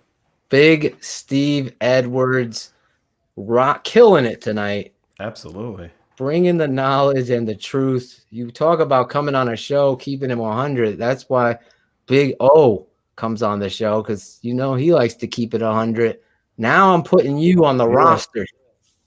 When I need some offensive line breakdown, I'm going to text you. You ready to come on the show, big man? I hope you liked your intro. I'm going to text you that. Yeah, I always got to keep it 100. People love you in the chat. They definitely want you back. Listen, where can people follow you? On Twitter or anywhere? I know you. Do you do some coaching too? Yeah, I do coaching training right now. That's kind of on standby with the whole pandemic right now. Yeah, I do offensive line training. So right now that's kind of on hold. You can catch me on Instagram, Big Steve 790. You can find me on Facebook. It's under Steven Edwards. You can find me. Yes. Everybody just went by Steve their whole life, but you catch me as Steven Edwards. And check us out, man. November 8th, man. We're gonna do Bear and the Barber. Bear and the Barber. We're gonna do one time. Yeah. So it's going to be, a little different. We're going to do a little deal. So be on the lookout for that. We're just going to have fun. Just getting out there, talk more Bears football, Well, you let us know. We're going to promote it for you, because there's no, limit to good Chicago Bear talk and analysis. I'm Keeping It 100 on the Tape Never Lies Network. We shout out everybody that keeps it 100. When they're fraudulent, they're trying to manipulate the truth and the narrative, and they have an agenda. You never know, like someone's agent's paying somebody to speak highly of the player. We don't do that. I don't take anything but the truth, and you brought it tonight. That's Keeping It 100 right now. I totally enjoyed you. I saw you on the Chicago Clubhouse with my boy Terrence Nichols, and you were tremendous on there. They're a good follow. Follow the Chicago the Chicago Clubhouse. Search that on YouTube, and you could see Big Steve was on there keeping it 100 with those peeps. Hopefully, Shane and I are going to jump on their show. Anytime you need me or Shane, don't even hesitate. Absolutely. We're there for you, bro. Okay. And I'm going to shout you out all night. And at the end of the show, when I do shout outs, Shane's favorite part of the show. Well, Steve, you're tremendous. Awesome, man. You're tremendous. I'm only pissed that Shane didn't go into the DVDs and give you a little cut up. So the next time you come I on, can do it. we're going to get the cut up of you playing for some of these young bucks, these millennials, and show you first sleeves. Well, now I'm gonna go back to a Jonathan Quinn game, and I'm gonna focus on Steve. I want to see his reaction when he throws the out route, 10 yards out of bounds. I want to see I want to see Steve's reaction. We couldn't get across midfield in that game. No. It was, oh my God. It was hard to be a Bear. Take the hair off with the lounge reaction. Yeah, I will. We love you, bro. Great. One thing. Go ahead. Can I give you one more thing? Yeah. Jonathan Quinn, we ran the ball so much because he couldn't throw the ball. Yeah. And we can't. And we were like, they were trying to throw the ball in the first half a little bit with him. And we was just like, Odin was like at halftime, like, run the ball. We need to run the ball. We couldn't let this guy throw. So at the half, before the third quarter, we're sitting on the bench. Defense starts off. Jonathan comes over to us and says, "Hey guys, guess what? We're gonna run the ball, okay? We're gonna run the ball." We're like, our quarterback is like promoting. We're like, "Yeah, we know we're gonna run the ball, buddy." But like your quarterback coming over, like, "Hey, we're gonna run the ball, guys. All right, I'm not gonna throw anymore." Oh man, we're gonna run because you're fucking horrible. Yeah, jeez. Steve Edwards. Let's bring up Jonathan Quinn. Jonathan Quinn stories, Blake, Jeff George, Olin Kreutz, flashbacks and flash forwards with the sleeves. You're the man, bro. I love you, man. I already feel like you're family. So that's how we do here. Thanks. God bless you. Thanks for coming on. What a great dude Steve Edwards is, Steve. I almost clipped you out of there. Say good night to everybody, and God bless you, man. All right, good night, y'all. Bear down. Hopefully we win. Hopefully they get it together this weekend, brother. What a great guest and a great man of football. Keeping it 100. Steve is definitely keeping it 100. That's the kind of stuff I love. 2 guests on the show tonight. It's going to be hard to top Steve, man. I mean. Oh, man. Yeah, these are the guys that we love. They're not afraid to chop it up. You hear some of the stories from back in the day a little bit, behind the scenes. Like, I mean, we all knew that Jonathan Quinn was horrible, but it's nice to know that the players agreed with us, It is. It's always, listen, football is everything, man. I mean, I tell my wife, she didn't grow up, in a house with a dad. So she wasn't around the game. So I'm like, the game of football, what it does for young kids, young men, and how it creates, men to be just the camaraderie, the fellowship, the compassion, the empathy for teammates, and the truth, the hard truth, that tough love. Especially when you got you as a coach. Listen, I haven't told this story yet, but maybe I'll just do it real quick. Phil, when I was a freshman in high school, Phil's the coach of the team, and practice is happening, and I'm running a ball. I get tackled. I try to keep myself up, and my hand I hurt something. I felt something, and instantly it started swelling up. I'm like, Phil, dude, I think my hand's broke. He's like, dude, it's all right. Get back in there. You're good. I played the whole some dirt on. Yeah, rub some dirt. I played the rest of the freaking practice. It hurt so bad, and then I went back to his house later on, and it got twice as big. He's like, "Oh, I guess it is broke," and it was Brian had a boxer fracture, but it was. But you know what? You're right, and even on your team now with your sons, even the little guys, you got to start them early. Tough love. You can't give them excuses. You got to make them step up. And I love what Sean Sierra said about the pussification of America. And true. it is real. People like Steve coming on here, keeping it 100, telling the truth. Like, listen, I'm an analyst. I am going to analyze the tape from that level. I have no hidden agenda whatsoever. If I'm wrong, I want to be wrong so I could show you what's right. I only could go by that tape.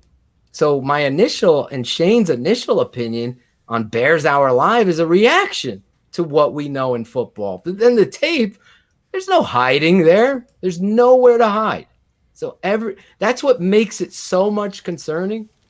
And did you send Lawrence the? Yeah. Okay. He's trying to get on. He was just coming from doing a cut of some rapper or something, and now he's going to be coming on. Vic Menza, I don't know.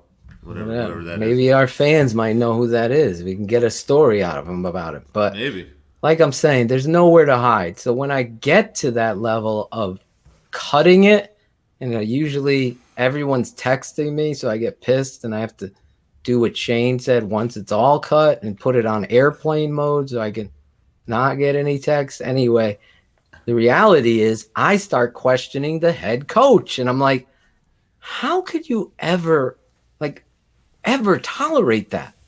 Like, those are your plays. Phil, those are the things you want to do. As soon as I heard that comment this summer, when Nagy was, gleeful when he was talking about it, I had the guys come to me in the exit meetings and be like, Coach, we relish when, you're holding us accountable in front of everybody else, and with the coaches, with with our fellow players. So I got on the phone with Phil immediately, and I'm like, bro, you're not even going to believe what I just heard. Not going to believe this. And he's like, bullshit. There's no way. And I'm like, no, I have the audio right here. And he's like, yeah, that's not something that we did every week. We would do it sometimes, but it wasn't a weekly thing. And he's like, this year we're going to include the coaches in it. We're going to hold the coaches accountable. And I'm like, except himself. Yeah. That's the only person he's not holding accountable. How are you in year 3 as a head football coach in the NFL, and you've won a division and went to the playoffs and almost won a playoff game if it wasn't for Cody Parkey. Yeah. The dreaded name. How do you get to that point and not? I mean, just like Steve said, it's football 101. I've never played an organized snap of football in my life, and I knew that. I still can't believe it. I'm laughing. I'm thinking about how great Steve was talking football. I know I saw some people complaining about his mic. We'll make sure the next time he'll have the clearest mic for that. But I think you can understand what he's saying and understand what it means to somebody like that who was a journeyman that needed that shot. He is the epiphany of what Shayne was talking about in that little, piece I put together on Leno about Albright. When people are like, oh, this is it. Leno's the best we got. You look yourself in the mirror right now as a fan in the chat, and you tell me, do you trust Matt Nagy to properly assess this offensive line or the player personnel on offense? Do you trust that? Because my nose smells shit. My nose smells shit when it comes to that, because if he did, he wouldn't have Cordarrelle Patterson on 4th and 1 on a toss. And if he did know personnel, Riley Ridley would be in there and we'd see this young buck. And if he did know personnel, one of the most aggressive motherfuckers on the field on offense is your rookie tight end. Yeah. Who's not afraid. And you gave him 32% of the snaps after 3 weeks ago, saying, this is on us. Cole deserves to play more. He's got to play more. That was 3 weeks ago. And in a nationally televised game where you saw him come down, make your quarterback more accurate by making a big play 38 yards downfield, he gets the very next play, he gets a reception, and then what does he get? He got 20 snaps for the game. It makes no sense. And most of them were on the trap back play to block. That's the kind of stuff you see coming off Matt Nagy's play sheet, the Greek diner menu, as everybody's starting to use and pick up on that. That's the reality. Cole Kmet is somebody that you could build off, somebody that obviously hasn't been influenced by the locker room. His energy and his effort, I believe, is there, and you have to capture that and build off that and build up that. That's what you want out on the football field. You don't want the other shit. You want him. You want that kind of aggressiveness.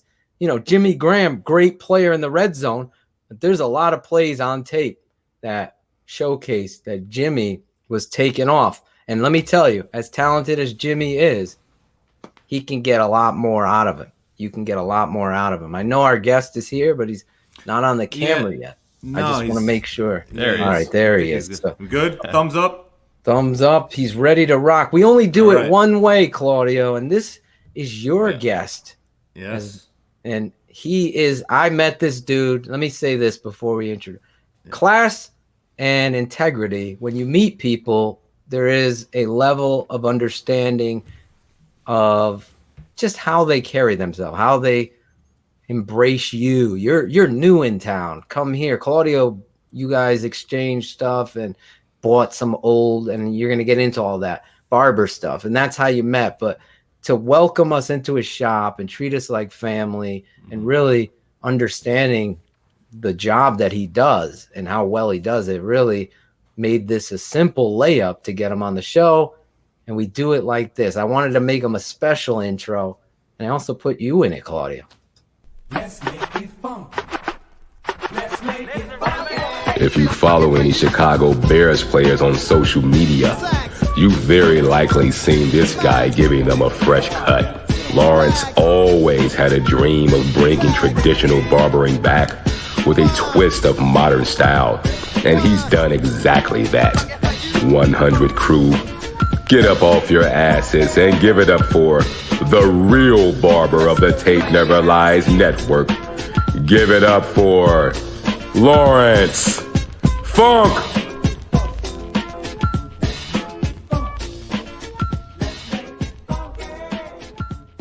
Oh, yeah, you live with the funk, you die with the funk. There he is. What's up?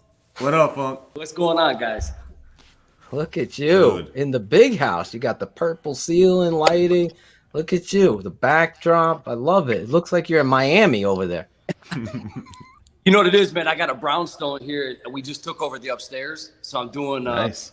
like a full game room and private barbershop and things like that up here. So Sweet.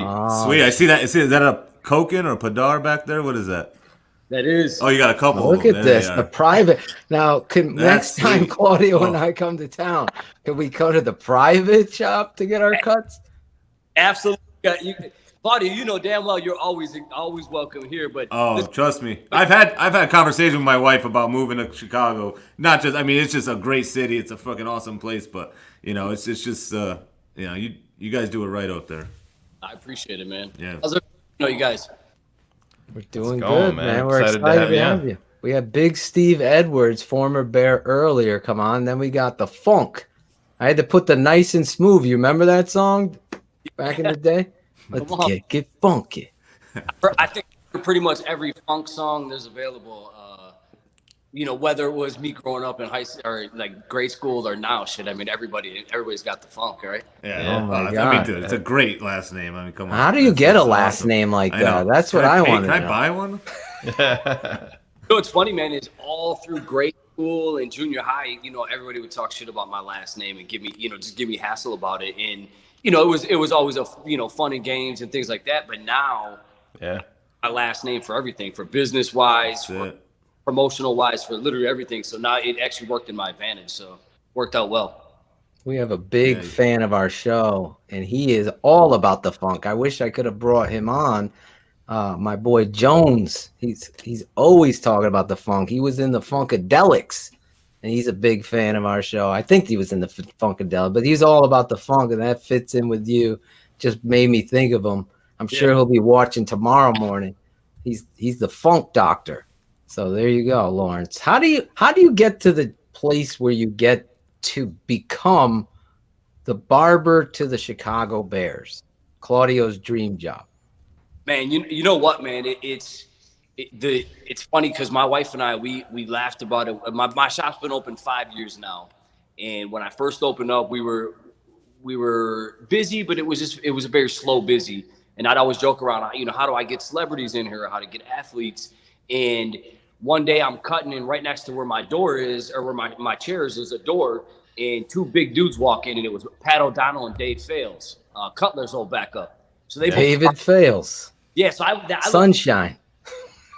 Fales is a good dude, man. I love him. He is. So I look over, they both come in. I'm like, hey, what's up, guys? They took a seat, and they start talking to me and said, hey, man, you're Lawrence, right? You're the owner. We booked an appointment. We're your next two guys. So I had no idea who they were. I start cutting O'Donnell first, and I'm cutting him, and we're talking, and he's like, yeah, we're in professional sports. We play football. And from there, I just, it still was like, oh, okay, cool. You guys play some football, no big deal. As soon as I got done cutting him, Fales gets in, and then he starts talking about it. And I'm like, wait a second, you guys play for the Bears, huh? Oh, yeah, we weren't trying to talk about it, but yeah, that's who we play for. As soon as Fales sat down after I cut them both, they both looked at each other, and O'Donnell's like, I told you, this is the place that we're going to be coming to. Since then, it's literally trickled down. I mean, O'Donnell, from him, I was doing scales. Connor Barth. I mean, you obviously know Connor Barth. Yeah. When Connor Barth was here, I was cutting Fales, and then I started cutting Cutler. So I was cutting Jay for 2 years. So it trickled down, and then Zach Miller's one of my really good buddies. Yeah.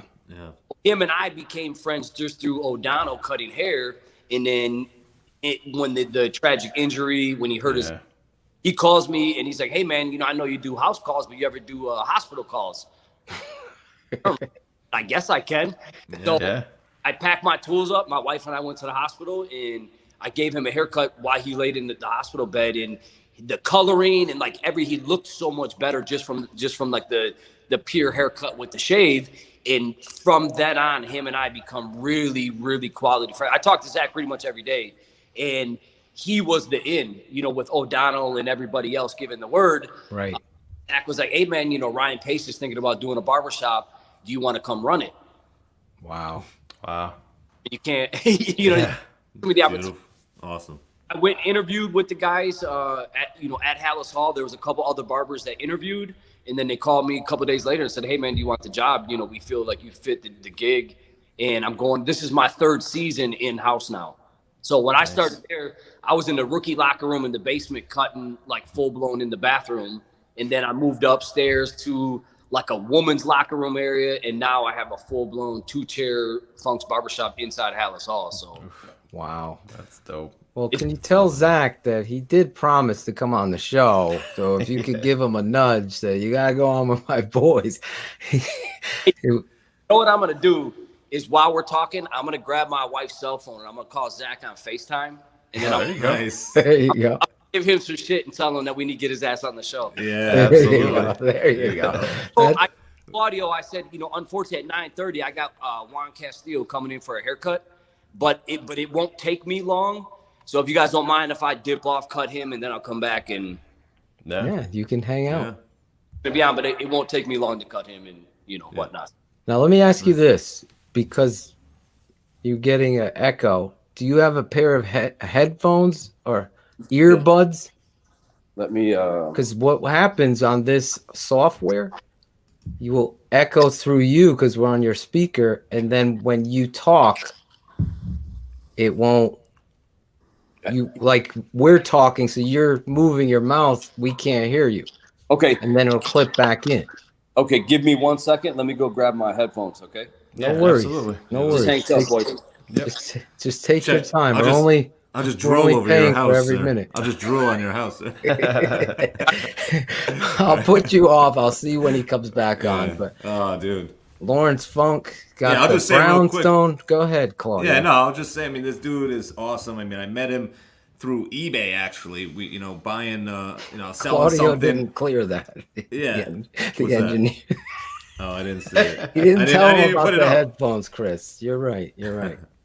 So yeah, this guy is just a great dude. I met him through that, and then there's a barber expo in Connecticut, and he's like, oh, I'm coming to this Barber Expo, want to meet up or whatever. So I chilled with him a little bit. He came to my shop, bought some stuff, and I don't sell stuff to nobody, but I'm like, dude, this dude, he's a great dude. He's coming from Chicago. So I've known him a few years, and like Phil said, we went to Chicago, and it was probably the highlight besides, well, the game wasn't a highlight because we lost. But, I mean,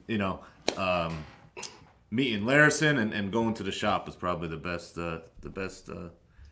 time of that trip. And anybody that goes to Chicago, even if you don't need a haircut, go to Funk's Barbershop. I think it's South Dearborn Street.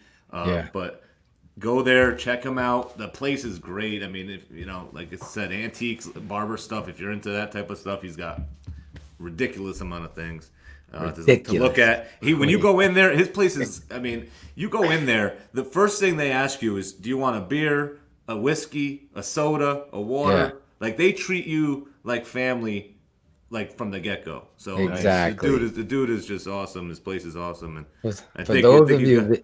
This show is keeping it 100. So he's got Juan Castillo, the offensive line coach, coming in. But yeah, we can't keep it up. We can't keep it 100. We got to keep it 50 with him. Yeah, and we got to keep it 50 with him. I'm just keeping it 100 with our audience. Just it was told to us before. There's certain things we can't get our boy in trouble. I think he's back. Yeah, where is he? There he is. Can you hear us now? Yeah, can you hear me, guys? Now we hear you. Perfect. Awesome. It's like a big upgrade. It's like your fucking brownstone.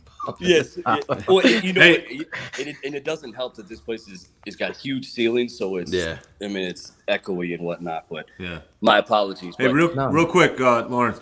Alex, our swag guy, says he wants to deliver you a shirt. So just deliver it to your shop. Just look up. He's gonna come in for a haircut, so he's gonna bring it. Yeah, he lives out there. I didn't know he lives there. Yeah, he lives out there. Oh, okay. So he's going to drive down there. Where's this shop? Can you do a little self-promo? Yeah, it's called Funk's Barbershop, and we're 429 South Dearborn. So we're pretty much on the corner of Dearborn and Congress. Now Ida B. Wells, but you guys know anything? Do you guys know anything about that Congress? So the main street, 290 turns into Congress. You know where the Buckingham Fountain is, like for Mary's children. Yeah. So they changed it to, it's called Ida B. Wells now. Oh, really? So when people say Congress, or people are like, you mean Ida B. Wells? And it's like, well, I guess.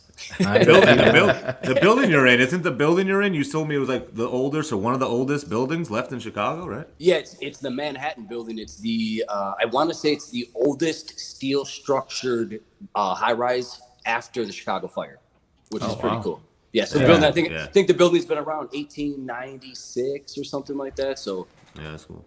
I have some footage of it, and I tried to put a little bit of it in his intro, but you gotta, like Claudio said, you go into that shop and it's like stepping back in history. There's all this historic stuff and the story of barbering, as well as all of the memorabilia and antiques. Mm-hmm. It's really a great shop, great dudes in there. You should go check it out. Claudio's right. When you're in Chicago, especially if you're coming anywhere from Scotland, England, we got fans in Australia, Japan.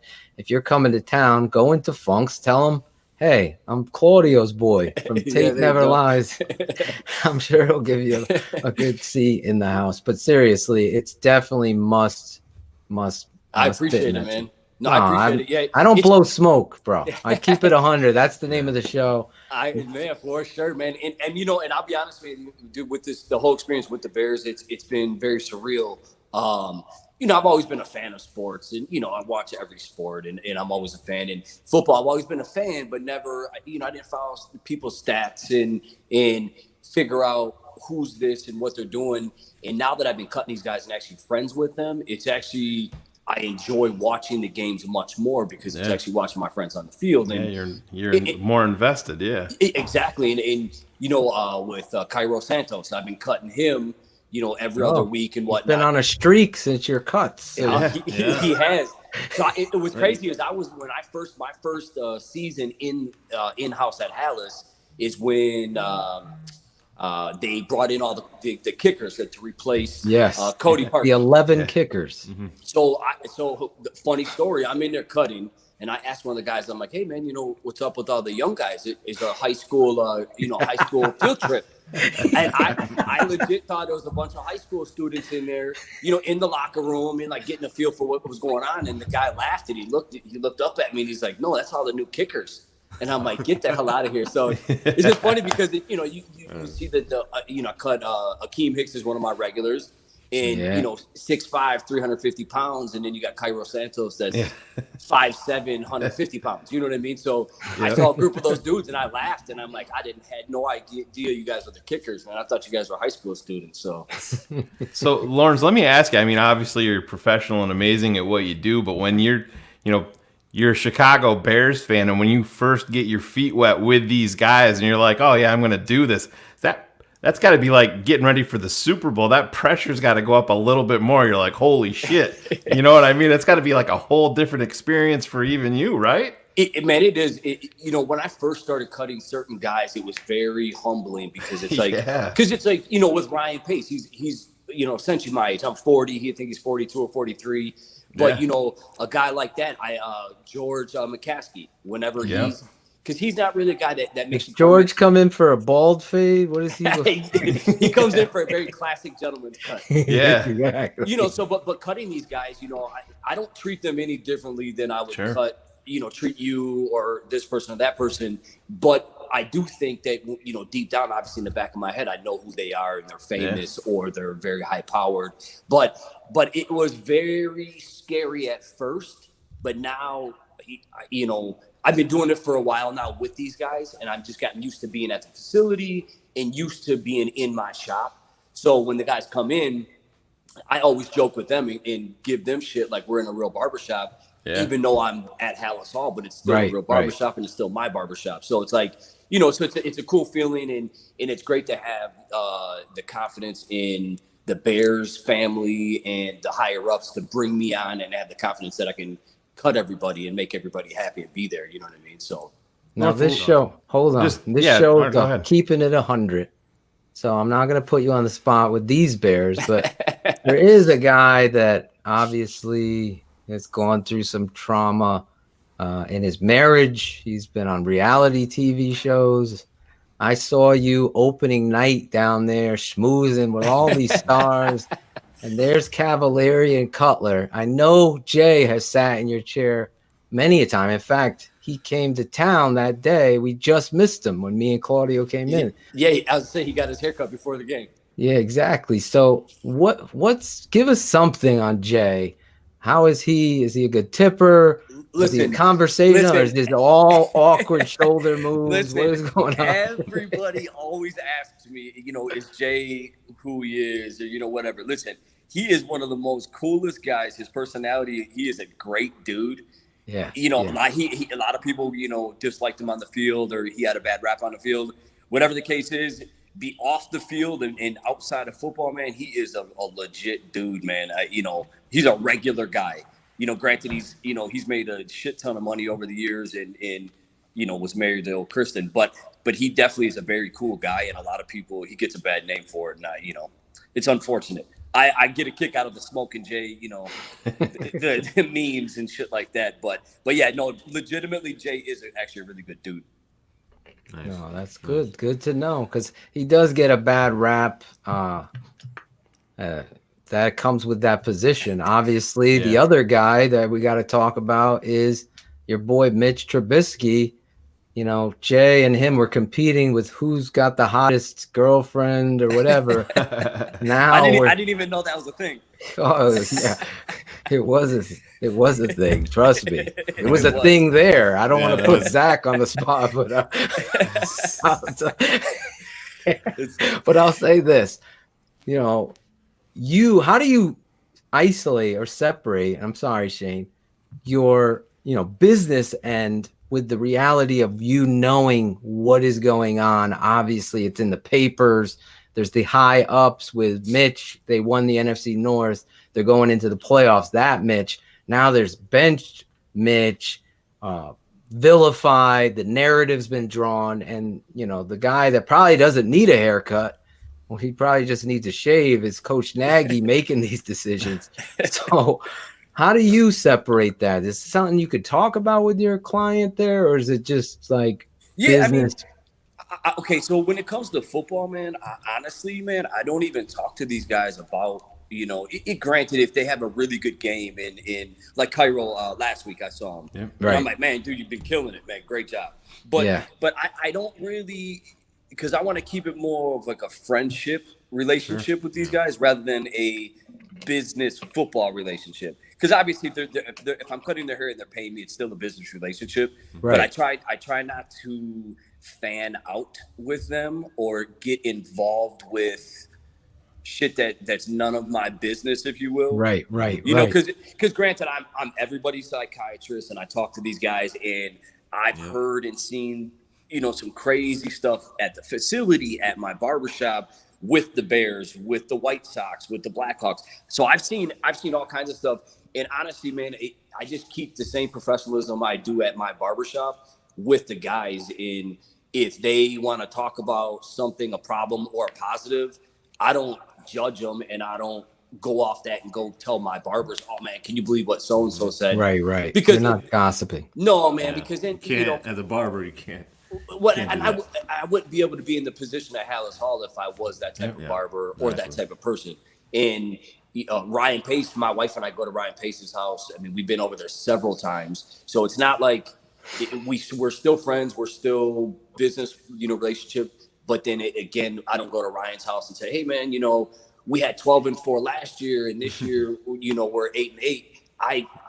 Honestly, I don't care about to ask him that. I'll read it in the newspapers. I will hear from other people. I mean, at the barbershop, you got to think, man, that's all we talk about is Chicago Bears. Chicago Bears, and LeBron James. And Can you write on a little note, just we need an offensive tackle and love the TTNL guys? Just drop it on the floor. You'll never know it's you. Hey, Draft Dr. Phil says hello. We need an offensive guard and a tackle. So I couldn't be a barber, Lawrence, especially there. I'd be like, listen, motherfucker, we need to You put the razor up to his neck. That's good. I had the razor. Bench. Yeah, when we get when Juan gets here, I'll make sure to let him go down with you guys. Yeah. Listen. Out of all these guys I've been cut. I mean, I cut Coach Laser, Coach Tabor, Juan Castillo. Juan Castillo was probably one of the most badass dudes, man. You can tell he is a straight up veteran, bro. He's been in the business for so damn long, and man, when you hear him talk about his team and what his plans and what he likes to do, man, it's very inspiring because you can tell he's been in the business for a long time. So So Lawrence, I got a couple haircut questions for you for the players. First, you obviously don't cut Foles' hair, I don't think, right? Because I don't think he gets a haircut, does he? I actually saw him 2 weeks ago, and I walked by him, and I introduced myself. We're at Hallis, and I'm like, "Hey, bro." Does he know you're a barber? Because he needs it. I'm like, "Hey, what's up, bro? I'm Funk. Everybody calls me Funk or whatever." I said, "When you need to get a haircut?" And he kind of laughed, and he's like, "I'm gonna probably wait till the end of the season." And I'm like, bro, you need to cut that. You need to get that haircut. You need some confidence, man. You need some confidence. The haircut gives you that confidence, Yeah, so he kind of laughed about it, but he's like, yeah, I'm going to probably hold off. So I've been getting in his ear that he needs a haircut. That's for I know it's almost 9:30 your time. I want to get another quick question. Somebody asked it in the chat room. I hope you're not. I don't know if you're doing his. What's up with Allen Robinson's haircut, man? I'm not doing that haircut. Okay. Tells you all we need to know. I'm like, did he fall asleep and his kid cut his own hair? After that, he took a shot and he took his helmet.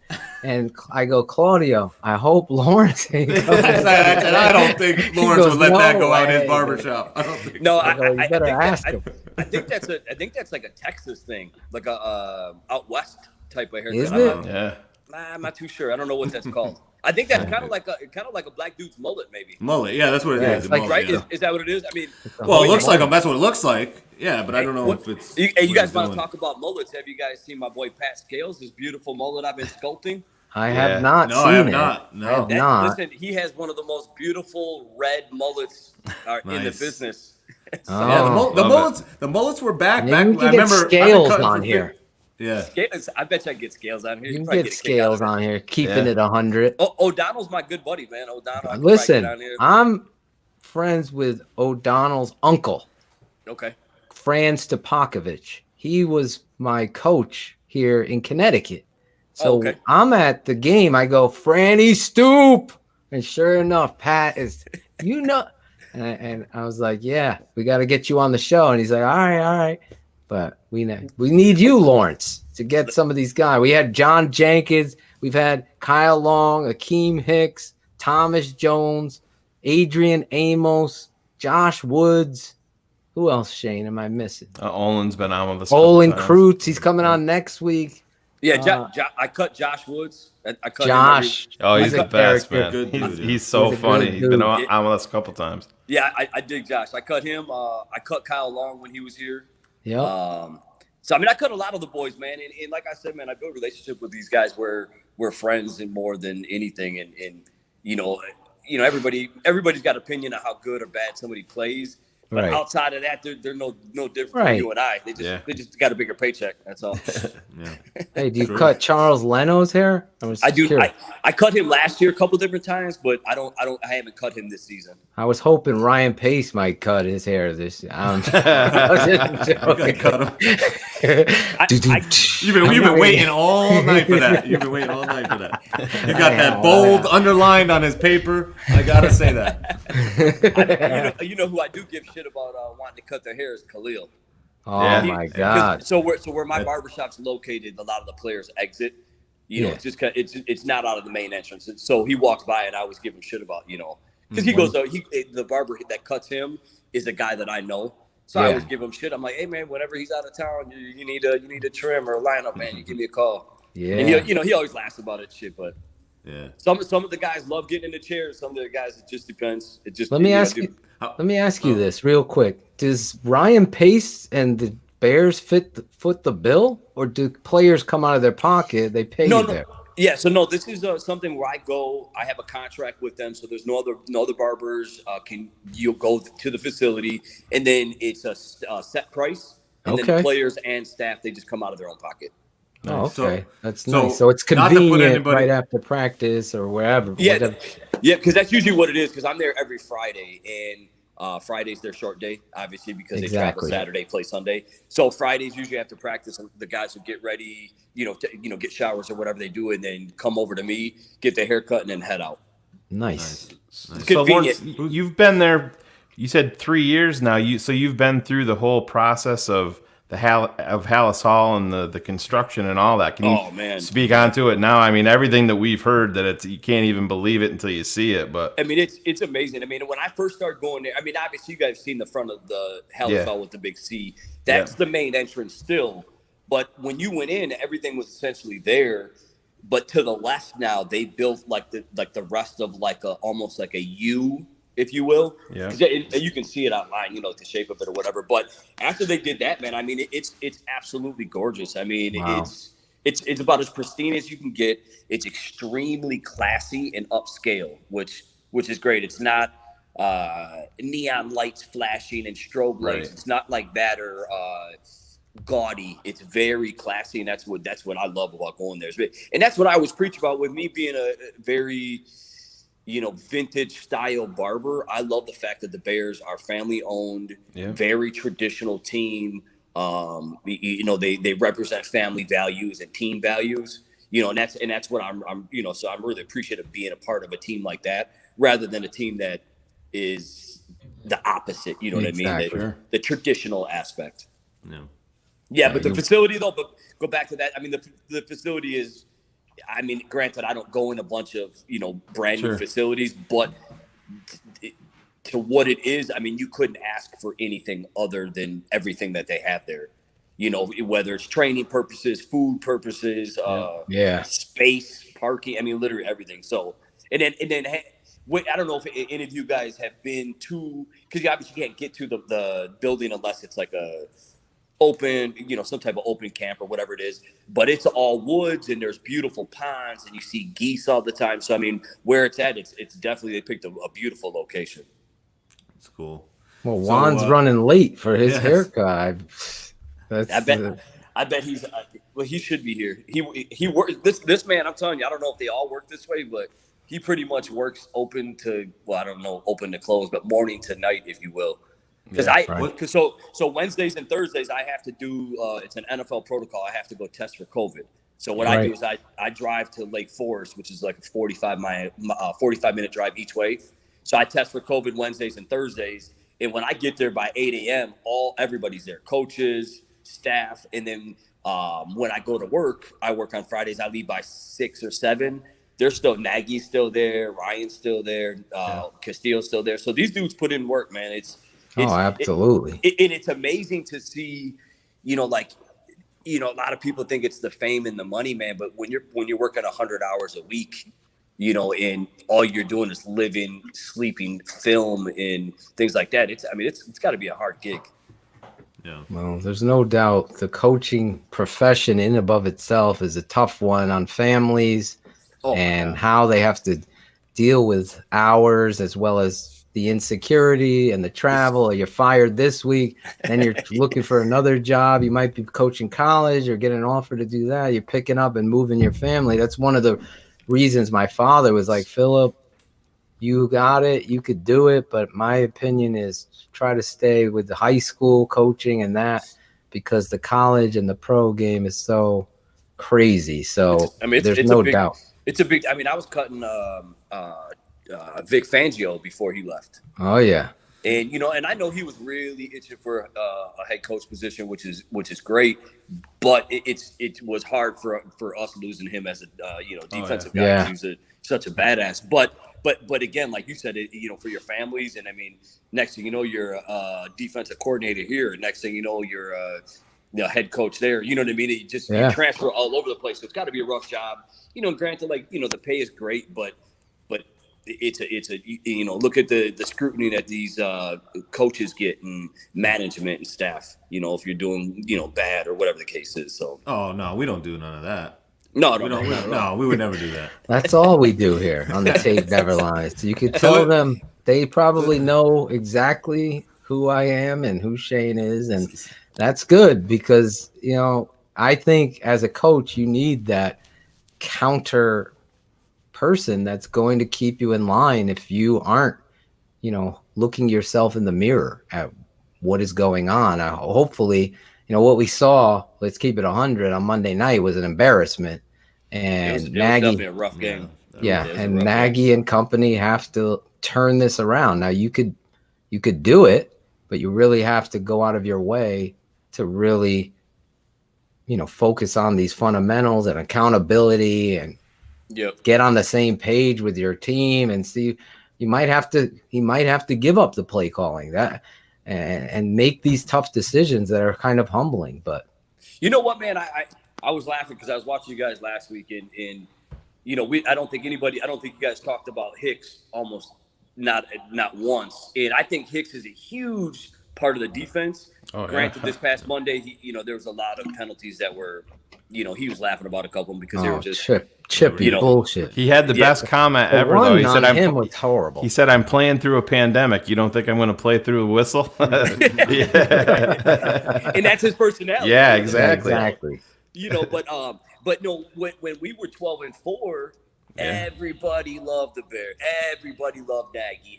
Everybody, you couldn't look anywhere and there wasn't a Mitch Trubisky jersey. And then, the following year when we had a rough season, everybody hated Mitch and everybody hates Nagy and everybody hates Ryan Pace. I just think it's unfair because yes, granted play calling and whatever it is, but when we were doing well, everybody was on the bandwagon and everybody was there. And granted, it goes like that with any team. But it's just in this season, our wins, everybody wants to say the wins weren't the best looking wins.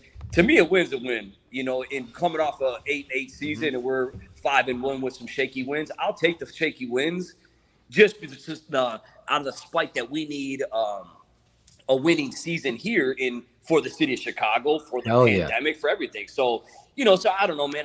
I think the guys in a good, how you guys are keeping it 100, man. I know the guys get a lot of slack from what they do or what they don't do and what they should have done, and when it all boils down to it, it's everybody's problem. It's not strictly Mitch. It's not strictly Nagy. It's not because last year, let's be real, man. The 8-8 season, there was probably 4 or 5 games that I can count that Mitch should have had 200 plus yards, but had 20 missed passes, and they were hitting the guys in the numbers, hitting them in their hands. But then who do they talk trash about? It's Mitch's fault. Right. The pass wasn't hard enough. It wasn't soft enough. It wasn't a spiral enough. You know what I mean? So I just feel bad for the guys when it comes to shit like that. And I'm a realist. I can see that when they do well or do good. I mean, do good or do bad. But it's, you know, the ones that talk the most shit are the ones that couldn't get out there and do anything that these guys are doing. So it's like, you know. Well, that's what separates us, and I keep it 100. We keep it 100 here. Yep. I'm going to call the truth out based on the tape. That national narrative. I stood up for Mitch 101 times, and people were actually calling me a Mitch, you know, what were they saying, fanboy or whatever. And I was like, no, I'm an apologist, a Mitch apologist. I'm like, I'm not apologizing for anybody. What Mitch does on the tape, or Akeem, or Eddie Goldman, or Khalil Mack was getting hate. And I did a whole video breakdown to shut the fuck these fucking little bitch ass blog boys that don't know football, never played it. About it. Yep. I coached it, played it. My uncle was the head coach of the Browns. My father, a Hall of Fame coach. I'm coming from there. So when I look at somebody trying to come at me, like these guys on YouTube that Shane was talking about, like, no, that actually was, you know, Mitch's fault because no, that's not Mitch's fault. There was a wrong protection. Leno slid the wrong way, a free run. He doesn't know. And that's the reality, to your point. How many drop balls? People in Chicago and PFF and led by them were counting almost interceptions. That's never been a stat in football in a lifetime. But for Mitch, it became a stat. And it became, I want to ruin this guy. And it's unfortunate that goes on. But we refuse to do that here. No. I mean, dude, you know, Mitch is a stand-up dude. He is an athlete. He comes from a really good family. His mother is a wonderful woman. So I mean, he's a good dude, man. And he gets so much shit. And I get it, man. If you're coming out and you're not performing, I get it. It's the same thing as Jay Cutler. Jay Cutler's a good dude. He doesn't perform. Everybody talks shit. I completely understand. Yeah. But Mitch, I mean, I think a lot of people held him to a really high standard. And the first chance that someone could say, "Man, look at Mitch doing it," they jump on him, and I think that's unfair. You know what I mean? It is. That's what the tape never lies. Tell Coach Castillo. He'll laugh because he knows that's the truth. The tape never lies network. Shane actually was like, Phil, you do that video series, and credit to Shane. We left another network, the old network we call it, and we started our own business, this own company. And the bottom line, the foundation is based on the tape and the truth and keeping it 100 on these Bears and the draft and football in general. To have a guest like you that offers, I saw Ken Schaefer put it up there, that offers a different perspective on the Bears. You're coming from a place where you're cutting their hair. You're talking to them as gentlemen, as business people that are paying you for a service. They're probably tipping you. You get to know the real human behind the helmet. And really, ultimately, that is a perspective that gets lost in this. And I can't thank you enough for coming on here with us. I appreciate it. Bringing that truth. Plus, you have the funk, man. I mean, I live with the funk, die with the funk. I know your wife feels the same. Listen, I'll come on the show anytime that you guys want, man. It's been a great time already, man, and I appreciate it. And plus, man, I can sit and bullshit and eat Claudio every time I go to Connecticut. I go see Claudio, and my wife's nudging me like, "All right, let's go." And I'm like, "I've only been here like 3 hours. Another hour." So. Has Claudio taken you to the famous New Haven pizza? No, man, Claudio. No, you never. Wait. You never been. All the times you've been in Connecticut. Hold on. You got to take him with me. Well, then we're going. When are you coming back? Claudio, who in the hell is going to suggest it to me? I can't. Exactly. Listen, you're from Chicago. Pizza's a big thing. I figure you heard about it. Put him on Front Street. They sold me on it, Lawrence. I'm from New York. And I don't know. Listen, they used to tell me how great it was. And I went down to New Haven with both of these guys last year, and whew. It is legit. So is it thin crust or thick? It's thin. Oh, And real thin. It's the best. It's the best pizza I've ever had in my life. And Holy fuck! I'm born and raised in New York. Is Yeah. it triangles or squares? No, Triangles. Squares are Greek. We gotta get this right. See, I'll buy us. It's squares. Yeah. Squares is Yeah, Greek. no. Greek No, style. man, They cut those Over here. squares. Nobody's Greek perfect, style. Lawrence. Nobody's perfect. No, man. I don't think they're having the Barber Expo.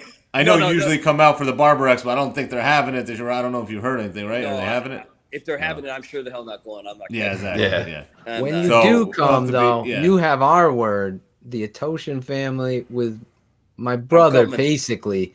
Yeah. Claudio, we're going to take you out. We're going to go to Modern Pizza in New Haven. Or that You won't regret it, man. Manelli's It's more amazing. Napolitan. Yeah, He it's will still take you good. there another night. It's tremendous as well, but that's more, I can eat. you know, I can eat basically pizza from every Italy. night. Yeah. Yeah. I can eat pizza every night. They took me in there, and Phil goes, just pep and regat. That's all we got to do. And that's, oh, man. Oh, my God. It's Yeah. so I'm fucking in. good. I'm Dude. starving, so I mean, I'm in. Yep. I'm getting hungry now thinking Yeah, about it. Thinking about it. So listen, this is a fun fact, man. My wife doesn't eat pizza at all. What? Oh, really? Dude, I almost didn't marry her because she doesn't eat pizza. So Holy Wait, Well, see, she's never tried pizza, No, or she just tried it and she doesn't like it. she just doesn't like the combination of sauce and Oh, sausage really? and cheese together, whatever the case is. But My wife is originally from Prague. and Connecticut, When she she was. came, when she came here, her first meal ever was pizza. She had never had it before, and she was, in her early 20s when she came here. what And was she in? She was into originally, it? yeah, Oh, she was originally from, now she loves it, obviously. But I'm like, how are you like 20 years old and I don't give a shit? Where you've I never think- had pizza? It's crazy. Funk, I think your wife just hasn't had the pizza gotta have over the here. New She's got to Haven. have the New Haven pizza. If she could say she don't like that, then Is she then here? maybe- Is I she guess get- she's making her first appearance? No. I'm letting Juan in. Oh, how's are it? we gonna get a Coach Castillo? Hello. Give us a bear down. Hey, these guys are they're not killing it. They're killing it. They're not really killing you. So they're keeping No. it 100. No, we love Juan. Well, we love Juan. We got no problem with Juan. Actually, tell Juan we just had Steve Edwards on the show. And Yeah, he was crazy. talking about him. They just had Steve Edwards on the show. They're talking about you. Oh, Steve Edwards, yeah. You know Steve Edwards, obviously. That's why I'm turning this thing around. That's why he's turning around to Steve Edwards. Yeah, see? Well, Yeah. Steve spoke so highly of Coach did. Castillo. He said he spoke very highly of you, Steve did. Well, I mean, how could you not? I mean, Steve Absolutely. Well, give he him played a for you. That's what it was. yeah. He played for him in Philly. Oh, he said he did. He said he didn't get drafted, but made it. He said he played for Yeah, Yeah, He played for UDFA him in Philly. He Yep. was undrafted. him. Undrafted and played in Philly. That's pretty cool. Yeah. Hey, Can we get a shot of him and just give us a wave? Hey, just give him a wave, all right? They want you to. They want you to wave. Hold on here. All right. There he is, Coach There you go. Castillo. Yes. There you go. Doing it. All right, I buddy. did that, Coach, not Funk. I don't want to get him in trouble. Hey, so Thank you, let, man. Let me give him Yeah. a cut, and I'll jump back on with you guys. Okay? All right, we'll jump Thanks. you back. We're gonna go into Thanks, some Lawrence. segments, and you'll right. jump back in with us. All right. All right, boys. All right. Thanks. Later, man. What a good dude. Awesome. Listen, different styles. Awesome. You know, Yeah. some fans are gonna be like, "Well, why aren't you talking Bear?" We are. This is a different perspective. That's what we do. Keeping it 100. Who keeps it more 100 than a barber? Well, you said it before. I mean, barbers, we aren't just barbers. We don't just cut hair. We listen to your issues. We listen to your problems. We're analysts, sports analysts, political analysts, everything. But like Lauren said, you can't gossip. You gossip as a barber, you're not gonna make it. It ain't gonna happen. That shit's So old. I hate gossip. me and Phil know somebody that does that. Oh my And, God! I but- stopped going to get my haircut from that. So he's just such a great guy, and like he said, he was up against other barbers, and the Bears are like, "No, you're our guy." So, it's just awesome that he came on, and He's gonna come back, come on and again. we're gonna do some of our segments now every week. Our buddy Cars, we gotta break this news. Hold on. Breaking news. The Tape Never Lies Network. Breaking news. Ladies and gentlemen, this is Draft Dr. Phil Ottochian here. Breaking news, the tape never lies. We've suspended our first employee. Yes, we've had to suspend cars. Shane and I came to a decision. His love affair, and I hope Coach Castillo were on mute, with Coach Nagy and some of the plays and decisions kind of sat indifferent with us. So Shane and I put him on a 1-week leave hiatus from the show due to his lack of focus and his understanding of the Tape Never Lies network, keeping it 100. So,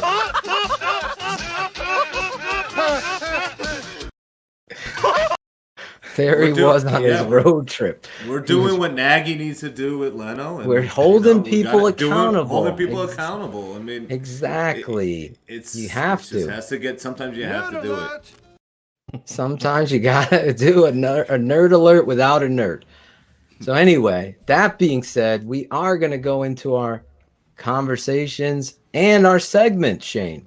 Our first segment, always.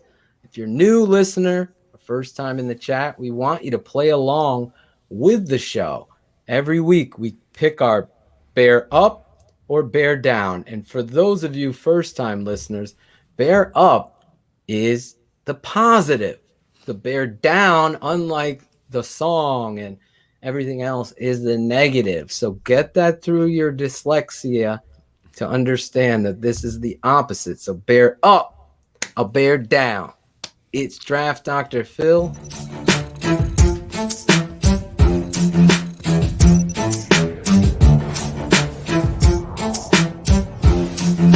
Phil Ottochian, Shayne Marsaw. The Tape Never Lies Network. A bear up, a bear down. It's Draft Dr. Phil and the smartest man around. A bear up, a bear down. It's Draft Dr. Phil and the smartest man around. A bear up, a bear down. It's Draft Dr. Phil and the smartest man around. A bear up, a bear down. It's Draft Dr. Phil and the smartest man around. A bear up. This week, Draft Dr. Phil and Shayne Marsaw, the smartest man. Bear ups and bear downs of the week. Oh yeah, bear up, bear down. We're gonna start it off like we always do. Maybe we should have thought of bringing someone on with us as a fan, but that's okay. Yeah. If we have someone that wanted to. Claudio sounded very excited about that. Exactly. Claude, you want the limelight, I guess, Claudio. Spotlight on Barber night. There you go. We're going to start with you, though, Claudio. All right. Bear down and bear up. We always start with the negative first. So bear down. Who's your bear down? I mean, there's a lot, obviously. I'm gonna go with Ginn Jr. I mean, Ted Ginn. Oof. I mean, good pick. Yeah, that was a very good pick. I mean, you can say what you want about the punter making great punts, and maybe a couple were great punts, and but listen, when Nagy actually says you did something wrong in a press conference, then you know you did something wrong. He said two of them he should have caught. I think it was more than two of them, and he was like, I don't know what he was doing. I don't know if he heard the ice cream man and he was like running away because he needed to go to the ice cream, get some ice cream or something. I don't know what he was doing, and did it affect the outcome? Who knows? But you got to do your job, and he didn't do it. So Ted Ginn Jr. is my bear down. There you go. There you go. Ted Ginn. He gave away 35 to 40 yards. Shane and I talked about it with my father. There was those hidden yards, especially with an offense that's struggling, that needs that kind of relief. If you've never played the game of football on any level, then you wouldn't know what it's like to play offense being backed up in your own end. You get very tense because you don't want to make a mistake. And you saw, if you haven't watched the Tape Never Lies yet, that was released today, and there's a shot of Demetrius Harris and what he did at the goal line. That should have been actually a safety when you look at it. So we got away with one there, and I broke it down, very clearly in regards to that. Being pressed back there, your offense kind of gets tight. Some coaches will throw deep out of that and feel comfortable with that, and that's that's good. But with our line, let's be honest, no offense, coach, the reality is you can't have that kind of big plays out of there. So you really need to get those yards. Call that fair catch at the 12-yard line or the 23. Don't let that ball hit. You have one job to do. Put your hand up. No one's going to tackle you and catch the ball. Save those yards. Great choice. Well, there was one. I think there was one he could have probably also ran. I mean, there was enough space where he could have also ran. Oh yeah, he had 12. He had 12 yards exactly. on that one. Yeah, I don't know what he was thinking on that one. I forgot about that one. So let's say 52 yards. He probably would have got 12. Yeah. So say it, Claudio, so we can move on. He did say it again. I said it already, but I messed up then. I didn't hear you. Yeah. Okay. Ted Ginn Jr. My bear down. Shane Marsaw, your bear down. I'm going with number 80, Jimmy Graham. To me, it was pretty easy. Originally, I hated the signing. I made the comment that I think that he could eat in the red zone. I took a lot of grief early because he was balling out, getting touchdowns and stuff like that. But Phil, I know you will agree with me here. Oh, you stole my bear down here. Yeah, you're watching him. You're watching him on some of these games or on some of these plays, and you want to talk about being disinterested. Right. That's exactly what Jimmy Graham looks like. I mean, it's to the point where if you're talking about accountability, I mean, this just proves the point even more that number 85 has got to get in there and get more snaps. I mean, Jimmy had 72% of the snaps. Cole Kmet had 32. That's that may have to flip-flop, honestly, for this team. We have some breaking news. I'm sorry. Yeah. Did something happen to Teddy Bridgewater tonight? Yeah, he got lit up. Yeah, he's in concussion protocol. Oh, okay. I didn't see that, so I'm doing a show, so obviously must be bad because I've been reading it for a while. People are going in there. Yeah, I hope he's all right because he's a good dude. I'm trying to be calm tonight, Bullets. Tonight I'm having a good time, Where's Bullets, my boy? Break into Electric Boogaloo. Sorry, Shane. I thought something happened. I guess Phil Walker is in the game. PJ Walker, right? From XFL. Yep, he was the guy that balled out in the XFL. Yeah, so we'll see that story. That was one of the guys I actually was hoping Nagy, I know you were with me, Shane, would bring in here. Teddy's back in now. Okay. Oh, that's good. So all right. But anyways, yeah, so Jimmy Graham, I mean, it's got to me, if you're going to bring him specifically in for red zone packages, it's fine because from 20 to 20, he's not doing much for it. I mean, there's some, like I said, there's some points where he's not giving any effort. Let me say this. It was disappointing watching him. Listen, Jimmy Graham, you have the talent. Oh, of all people, you're a grizzled vet that's been there, that's done that. Exactly. You got to show these young bucks how it's done. I don't care if you're not the best blocker in the world, but to Shane's point, because I swear to God, I was trying to steer away from the walrus, thinking one of you would take that, but I was going to go Jimmy Graham because it was so disheartening to watch a guy that I feel like could be a dynamic security blanket for this whole offense. Red zone, fire out, come back, knock somebody down. Sometimes people are very selfish, and that's what it looked like on the tape with Jimmy. Yeah. So I'm right there with you. The lack of effort, blocking, standing there watching David take on Goliath of 5 tacklers. I mean, the proof is in the pudding. And one more thing. Did you see the breakdown with Cole Kmet when he was talking about, Jimmy being a mentor and stuff like that? And they were asking him about, this offseason going up in Jimmy's planes with him and they're going to go around. No, don't do that. Don't do that. Keep your feet on the ground. You don't need to be getting up doing any of that stuff. We need you in Chicago for a long time. Well, I agree with Carrie Fayhez. I think that's how you might say her last name or his last name. I only see Facebook. So you got to get this young buck more involved. Yeah. In all honesty, the reality is Kmet showcases that aggressive. If I was looking, who was the most aggressive aside from David Montgomery, that would be your boy Cole Kmet. I felt like he look at these young kids don't know any better. So you have a responsibility as a veteran, as a leader of men on the NFL level. If you don't give a fuck, why would they? That's the wrong message you send on a 5-2 team. So when you see Leno and Massey and people holding their mouth guard or just standing around, then that trickles down. That's a cultural thing. That's why I said the team is a reflection of its head coach. He's got to get after these guys. And don't think for a minute, to Funk's point and to Steve's point about talking about Coach Castillo. I'm on staff with guys that I've coached with that are higher up, and I'm the wide receiver coach, and I don't agree with shit they say. It's not my culture. I'm coaching my position. And you're around some of these guys that don't hold accountable. You can't do anything. So I believe in what Steve is saying and saying and praising Coach Castillo, because I know my Uncle Sam reached out to me when they hired Castillo. I told this to Shane and on the other network. You got a good offensive line coach there, a guy that knows his stuff. So to see what's going on out there, it's really disheartening, and it really falls on that. So go ahead, Shane. Jimmy Graham, or did he freeze? Smoke weed every day.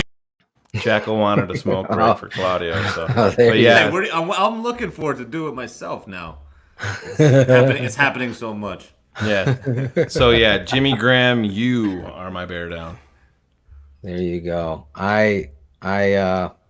I'm gonna do something different now, and because I was gonna send a message to him, I think I have to do the unheard of and bypass the slippery walrus and look straight into the camera and talk to one visor wearing guy. And my bear down, there's no doubt in my mind, as I was on a show on a network that Shane and I have built a foundation for, that we're very proud of, and you fans are a huge part of that.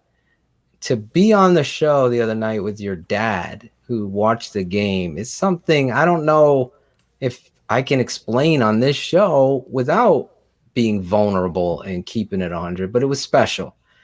And to hear my dad talk about Coach Nagy and see the mistakes and the errors in coaching and personnel usage, it really put it into perspective, especially when it got to the point where you're watching the tape and the scheme and the philosophy and the confusion and all of this stuff taking away from an opportunity, because the Rams aren't better than you. They're just coached better than you. So if that's not something that you are going to hone in and take a look in the mirror at and be better, because you don't have to be you. You could be better you.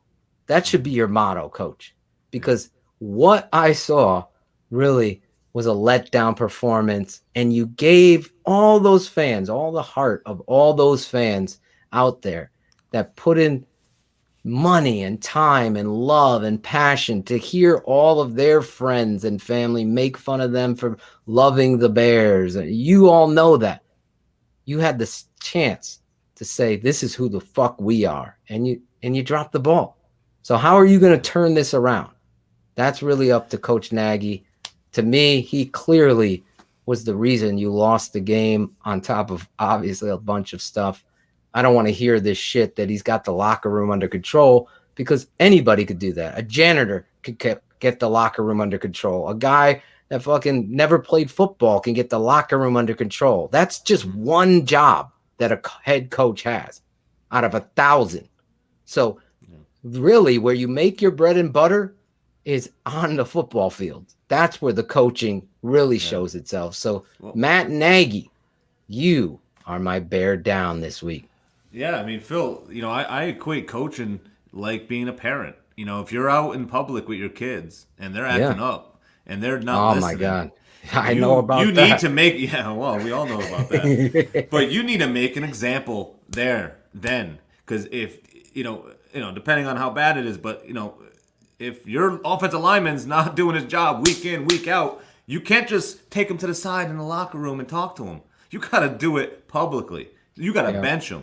You got to do it and send a message. and he just doesn't do that with the players that he needs to do it with. And so, and then so just like a kid, you don't do that in public to them. You don't shame them in public. They're gonna keep doing it, and they're Listen. gonna and they so. You have to be able to hold accountable. You heard my dad talk about it. Bill Belichick, Bill Parcells, Tom Coughlin, all of these coaches that you've seen in your past that have been successful. There's one mantra. It's our way or the highway. That has got to be the way. If you don't know what your way is, how can you hold anyone accountable? You're admitting this stuff. We don't have an identity. Maybe talk to the guy that's getting his hair cut now with Funk and get in his brain. What can I do better as a head coach? How can I be better? What plays should we be running? You have to have a little humble pie to get this turned around. If you do, vulnerable and be less arrogant or try to be the smartest man, then I think you're going to go a long way. And that's not a shot at our smartest man. I'm just saying some of the play calls and the trickery and the gimmickry and when they come, like in a life. Let me just use this one example. On the Tape Never Lies on the YouTube channel, if you haven't subscribed or seen it yet, or go onto the Patreon, I did 42 minutes, no commercials, no nothing. I think that maybe there's one commercial in there to remind people about the show tonight. But other than that, just straight coaching analysis, as you guys love, on the Patreon, www.thetapeneverlies.com. Subscribe. You're going to get so much there. Halftime show, analysis, venting, coaching clinics, full tape breakdowns, full focus breakdowns. I did the Roquan Smith last week. This week, I don't know if I'm going to be. You're also going to get heartfelt messages. Heartfelt. Not just canned messages. Yeah. Right? Oh, yeah. Someone thought I was just sending a computer response. Really, it was me writing out. I try to reach out to everybody and thank them personally because you are the reason that we are here and we're building this up. And those of you that are getting on the ground floor, becoming charter members, the price for you is going to stay the same forever, $7, because we plan on going big time. We already have people offering us radio stuff and do this, do that, but we're focused on this and you, the 100 crew on down. We love our relationship with Shy City, everything like that. Speaking of which, actually, after we go, let's do it right now. Promo. This show, Keeping It 100, sponsored by Shy City Sports. Every time you watch the live stream, some people are truck drivers. Some people, I've gotten messages. I have to listen to you at work. I can't watch the show. Thank you so much. And we put this out on podcast, and this is where you could find it every week, Keeping It 100, as well as Bears Hour Live. Thanks to Steven Johnson over at Shy City Sports, always putting our audio up there. iTunes. Keeping It 100 can be found on all podcast streaming apps: iTunes, Spotify, iHeartRadio, Stitcher, Overcast, Castbox, Deezer, and finally, officially on Google Music and Podcasts. It's Keeping It 100 with Phil and Shane. And me, Claudio. Yes, it's Keeping It 100 with your boys tonight. We are doing bear up, bear down. We're on the positive end of this after a little promotion there. I'm going first, Claudio, because we do the snake around. And really, this is a tough one for me to look anywhere and find some positivity, but I can do it. I know I can do it. And I'm going to do it with the rookie, number 11, Claudio's boy, Darnell Mooney. So I look at Mooney and I see a young buck willing to put his face in there to run his routes, really surprising me at where he was drafted, the way he physically appeared to me. I was concerned, is this going to be a guy that's going to be afraid of contact? Is he going to run his routes? Is he going to do the things that he's going to do? Yeah. When you look at Mooney, even on that one play, action game. They run that jet sweep motion. It looks like a play that the Rams are running out of the Delaware wing T philosophy. And he runs back across, gets the football. It's right up there. You can understand where, watching the tape, he cuts back inside Shane.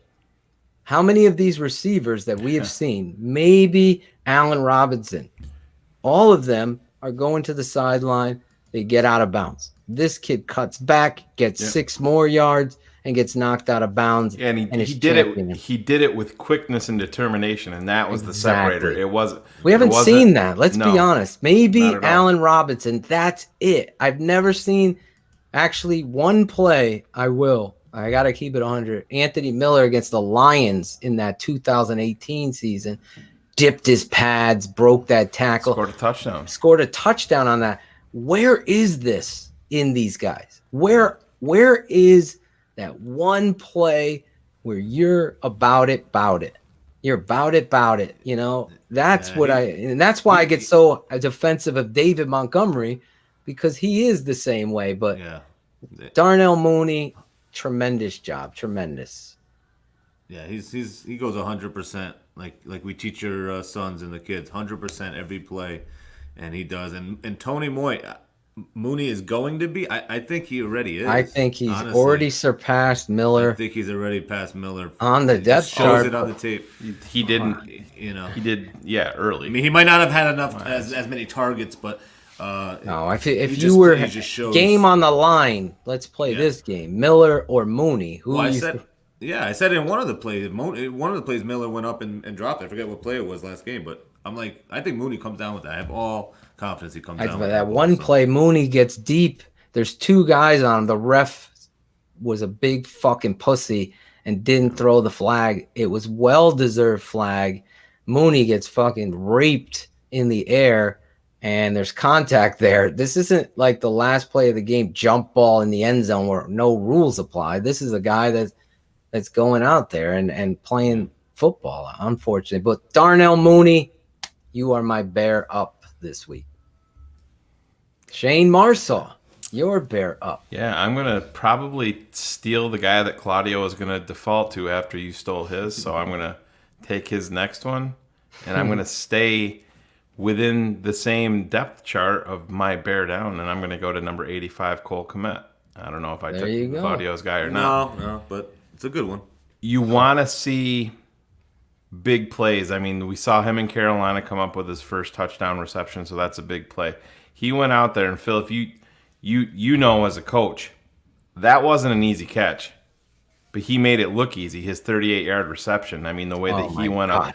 That's where this kid can dominate, because he doesn't have elite athleticism, but in jump ball situations like that, he can tear you apart. He can overtake you, and you saw that. His hands are huge. He's got the big, long arms, and I mean, that's only going to make your quarterback more accurate because he can rip the ball away. And why our head coach is refusing to put him out there, I mean, Phil, how long have we been asking, begging, pleading for them to take a shot down the seam to a tight end? Oh, my God. I mean, how long has it been? Still waiting for it. Yeah. It's been since Greg Olsen caught that pass against Seattle. Yeah, in the playoffs. Yeah. Just get those tight ends through the seam. Listen, I point this out real quick. I'm sorry. It reminded me. I wanted to make sure I brought this up. There's a play with Anthony Miller, right? Anthony Miller shows a great effort. Great speed. Why? Because he's getting the ball. Yeah. When Anthony Miller knows that he's not getting the ball, he's trotting. Yeah. Mooney is running fucking deep balls every play and he's running. That's coaching. There's no doubt. I'm sitting there with 5-year-olds, 5 and 7-year-olds, teaching them the game, right? It's the hardest coaching job I've ever had in my life. It's not even fucking close because they don't know anything. So I'm trying to teach counter, Shane, a crossbuck. So this kid's going to go first, and then you're going to go second. But you got to fake the handoffs because you want the defense to be tricked. So they go, but they don't run full speed. So now it's a teaching. Now you got to teach them to go full speed. Fake it. You want to trick those guys. And sure enough, they start doing it. The whole team goes this way. Kid gets the handoff and you're out. It's all about teaching. If you're not, you can't coach effort. You can hold players accountable to effort that your expectation is. That's the difference. So that's why when I say, I'm sorry, blog boy, you don't know dick about what you're talking about. This is a coaching issue because he's the one that's putting this person out there. He's the one that's allowing that shit to show up on tape. And that's the reality there, because if it was me coaching, there's no fucking way Anthony Miller is jogging and that Cole Kmet isn't getting out on the field more. I mean, Demetrius Harris with the drops. Terrible. And they're drawing up plays specifically for Demetrius Harris, and that's what I can't figure out.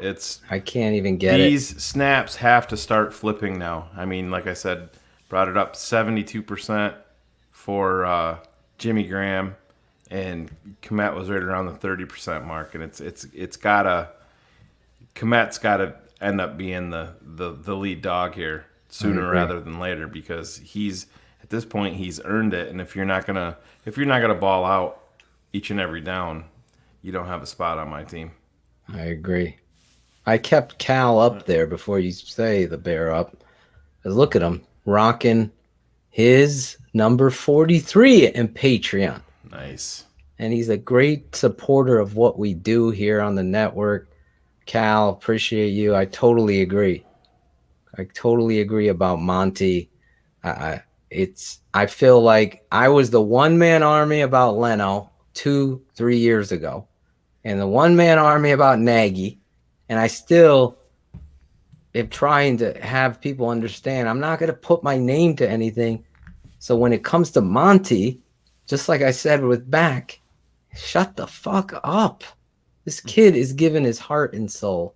But anyway, sorry, Shane. You can say your bear Cole up. Kmet, you are my bear up.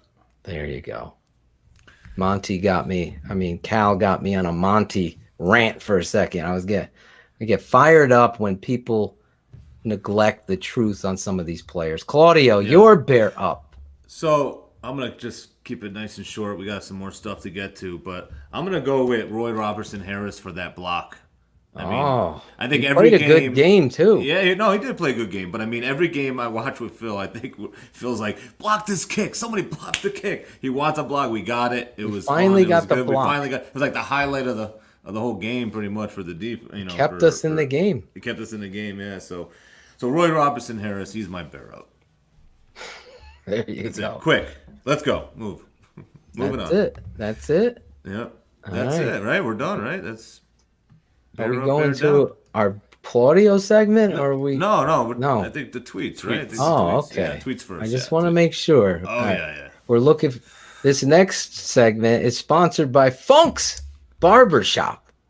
Right there. There he is. There he is. He's coming back. Perfect timing. Coach Castillo's cut. Is he fresh? Is he clean? Oh, he's super clean. Yeah, he was. So okay. So listen, with Coach, I've been cutting him since he got here in January, and I cut him sometimes twice a week. Really? Oh, wow. Yeah. So he was gone. I guess on like some, the COVID quarantine or whatever the hell. He didn't have it or anything, but he was supposedly around somebody that had it, but it was a negative test, so he didn't even have it anyway. But it was 3 weeks since he had a haircut, and he came in and he had like a half inch of hair on his sideburns, and he was laughing. He's like, Funk, I'm dying, man. He's like, you see, I came up here because normally he's at work till 11 p.m. So he's like, I left work early to come up here come down here just to get my haircut so I can so I don't have to worry about getting it tomorrow. So, Oh, well, nobody give Coach shit. We should be there working. I can hear it now. I can hear it now. And hey, but listen, it's 10 p.m. He needs to get his hair cut. He needs even who the biggest offensive. I'm more interested in the twice a week. That's pretty damn impressive. I like Tony. Do you have anybody else that's on that schedule? No, he's at least once a week without hesitation. Yeah. And then depending on what's going on, maybe every 4 or 5 days, just depends on, again, what's going on. Ryan Pace, I cut him every 2 weeks, like clockwork. Yeah. Give him the line there. Is that an edged up sharp blade line? No, that's combed in. That's combed in? Ask Claudio. Quality haircut, you can comb in it. You don't need to cut it in. Oh, Yeah, okay. exactly. So Ryan. So now Ryan used to. So he had long hair. Obviously, you guys remember his long hair, and then it went to shorter. And then Zach would always try to get, man, tell him to get a bald fade. So I was giving him a bald fade all last season, and he was loving it. So now we went back to a shorter haircut. But yeah, Nice. no. So Ryan's every 2 weeks. I got a lot of guys that are once a week. My once a week guys, like my regulars. But Juan is definitely the every 4 or 5 days guy. Yeah, we don't get to see Ryan very much as outside Hallis Hall too much. We don't get to hear from him too much, so we don't get to see that short haircut. Yeah, he hasn't been doing too many interviews or anything, has he? No, he doesn't do many You at get all. him on the show. I might owe you. I don't know what I'll get you because I've been waiting to talk to him. Sounds like a mortgage payment. I might pay your mortgage for him. Yeah. Juan at first I was like, hey, do you want to say hi? And he was like kind of laughing. He's like, no. And then when you guys, I'm like, all right, just say hi to him. So that was cool. Yeah. That was cool. Yeah, at least cool. he got a chance to say hi. So. Yeah, thank you for that, man. No, we appreciate it. I was just joking around. The fact that he did it is all about you, brother. Yeah, and I wasn't trying to put him on the spot. But No. He's a buddy of mine, and he got a kick out of it. Yeah, So. Exactly. The fans are all watching. Do you know if they have heard of us or heard of this at all? Or any here of we these go, guys? Claude. Put him on the spot. No, I'm just saying if they're here. I'm not saying you got to tell them to watch. I'm just saying. No. With Juan, I don't think he knows, but he's not. He's very football oriented. He doesn't do anything but football. So it's like he doesn't. And I was even asking him about the Dodgers or something. I don't know. We're talking about. We did it. Dodger fan right here. Oh, we lost him for a second. There Went we in go. and out. He went in. No, it's not me. Uh-oh. It was my mom. I had to give her the old. Oh, she's calling in. He forwarded her to voicemail. I did. So yeah. So no. I mean, with Juan, when he came in, he was right away. He said they're giving me shit, huh, or something like that because of the offensive line. He already knew it. Oh, so did he know you were coming on a show? You told him. Yeah, I told him. I said I'm gonna be on the show doing a Bears podcast. Cool. I'm gonna take a break and cut you or whatever. And then when he came in, he already knew it though. He knew that you guys were getting at him about the offensive line. Well, we were giving him praise. We were getting on some of his players, and hopefully, we have our own theory here. He told me flat out though. He said he will get the offensive line right, not single-handedly, but he said he will make do. So he will be here next year. So I don't think that we're gonna have any issues with Juan. So we'll keep our fingers crossed. Look at that! I even focused in on you on that. That's good. That's that was right out. That's right out. Promising. Right out of his mouth 10 minutes ago. So there you go. You're breaking news here. If he doesn't, you might Nick Foles' hair anyways. I'll go fall out when he gets his ass beat. Yeah, we're worried about Nick's health, Juan. Come on. Yeah. That's it. Jesus. All right. Our next segment, though, Lawrence. Every week, Shayne, the smartest man, we call him. He is the smartest man. He scours the Twitter sphere. If you know anything about Twitter, there's a lot of crazy peeps up in the Twitterverse. So Shayne scours it and has an easy job, really, to find the dumbest tweets of the week. But he also keeps it 100 and will bring a positive tweet in here. It's called the dumbest tweets of the week. Let's get it.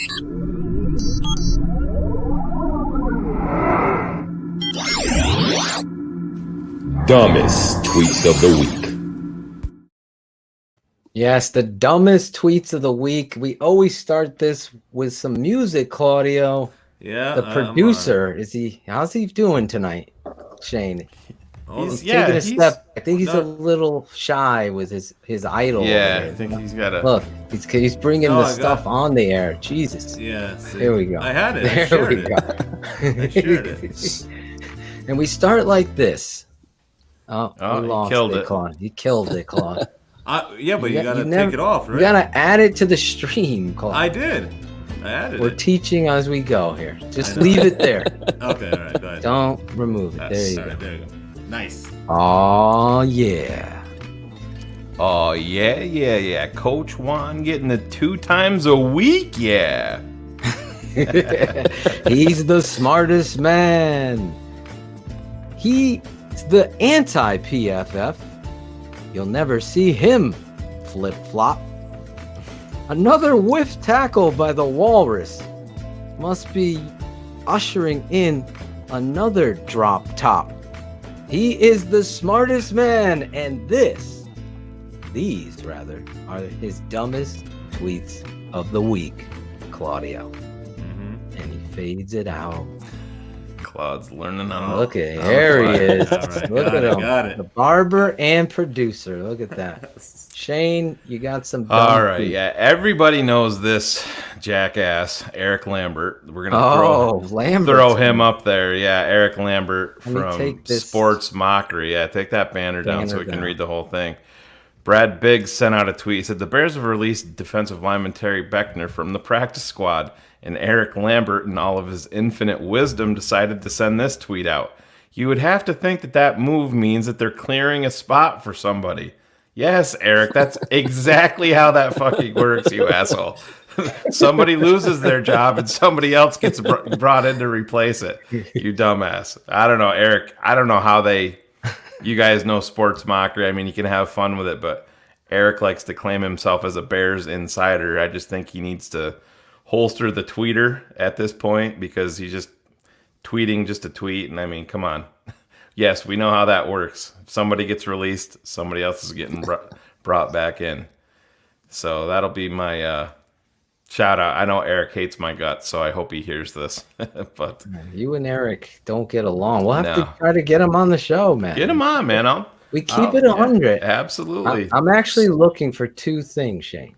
Yeah. Some people that want to be a part of the network that can assist me in production and be thoroughly involved. And what I'm going to say on the air, I need you to pull highlights of the show that you think are funny clips or things that you guys like about the show that other people or you would want your friend to know about. So you get that clip and you give it to me so we can use it for the next show and put it in the open, like a highlight of Lawrence on the show.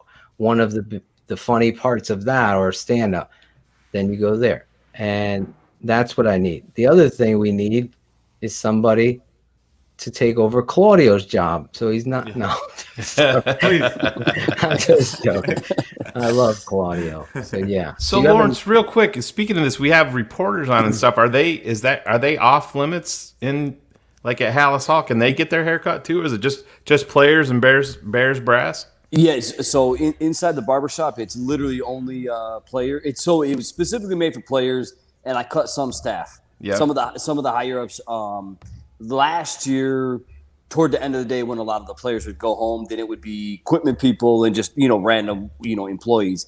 Now with the COVID on that side of the facility where my barbershop is, no one's allowed over there except players and management, coaches like Ryan Pace and people like that. But there is no, I think even like the main maintenance people and things like that, I don't think anybody's allowed on that side of the building.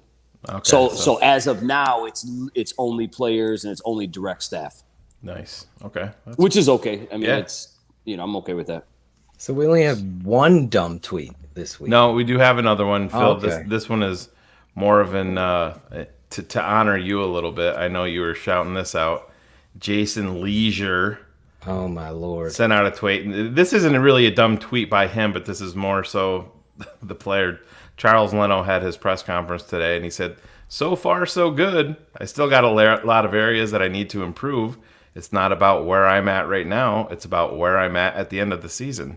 Well, it's kind of important that you step up right now, Charles. Let's step up we now need you in a team sport. We don't want you to step up when the season's over, bro. This ain't fucking track and field, Charles. We're 5-2. We'd like this to happen right now. We've been in the league 7 years. We've waited long enough. We need you right now if we want to make the playoffs and make a run and keep our quarterback upright. But it just bothers me more so because everybody. I mean, the guy's hair that you just cut. Coach Castillo knows that Charles has been struggling. Everybody knows it. Mm-hmm. But then the Bears go out there and they put him on Front Street and prop him up today publicly. This is our guy, and it's. We talk about politics within football, and that's part of it. We've been a network here where we hold everybody accountable for whatever they do, if it's uncomfortable, you talk about it, you get over it, and you get better. That's the way that Phil and I have run this whole entire thing. We wish that the Bears would do that more so with Leno. I just don't know how, when we're physically watching the tape and see a guy struggle week in and week out and pretty much comes out in public and says, yeah, I'm pretty happy with where I'm at. I'm gonna be better at the end of the season. No, it doesn't work that way, Chuck. And Lawrence does not endorse this message. Just for the record. I'm just sitting here. I'm just going to go ahead and listen. That's he's nodding. Yeah, you are not. Nor does he endorse this message. I don't give a fuck that he smokes weed. They all smoke weed. Smoke weed every day. There it is. I got people requesting that drop. That's gonna be on a t-shirt. That's gonna be on a t-shirt soon, I think. Soon we're gonna get Claudio's "Smoke Weed Every Day" t-shirt here at the Tape Never Lies Network. Perfect, man. Listen, so Phil, those are my dumbest tweets of the week. I love them. I love that you keep it 100 with these tweets. But now we go to the positive side. Claudio, can you give me that? Yeah. Smart. There we go. Got it. Oh, yeah. Oh, yeah. Hey, Lawrence, do you think you can do Claudio's job on this network? Yeah. I'm going to have a hard time reading. He definitely get us some great guests. I know that. Juan Castillo's here. Brian Pace just walked in, Phil. Let's put him on the air. He's the smartest man. Don't get it twisted. He'll deliver the mail on your ass. I feel bad for Nick Foles. The guy sees more ghosts than Demi Moore every time he goes back to pass. He's the smartest man. This is his best tweet of the week. Look at Claudio with the fade down. He's learning. Almost there. See, the second time. We threatened his job, and see, he's stepping up now. Accountability. Yeah, that's right. People accountable. All right, there we go. Kevin Fishbane from The Athletic, and this is a good tweet, but it makes me sick. Since the start of 2019, the Bears' rushing numbers on third or fourth down in 2 yards or less. Cordero Patterson, 6 carries for 2 yards with 2 first downs. David Montgomery, 15 carries for 35 yards, but out of that, he's gotten 12 first downs for an 80% clip. Goes back to the big play, Phil, that everybody's been talking about. The Bears have that big play, and you see the toss to Patterson that we've seen over and over again, and it doesn't work. And for whatever reason, the head coach, the offensive guru, the offensive genius, is still drawing it up. You got to give it to your lead guy. You got to give it to 32. If you're going to put him in that position, you can't pull him off the field. Patterson is a great get. When I say that he's a gadget player, that's not disrespectful. He's good at that. That's fine. He's not a running back. You can use him in small doses there, not on big downs like that, Phil. I think you would agree as a football coach, enough is enough there. So I was glad to see Kevin Fishbane call that out and put that out there for public consumption because it's important. Well, it's now in the numbers. I mean, the tape doesn't lie. Obviously, the name of this network, Tape Never Lies.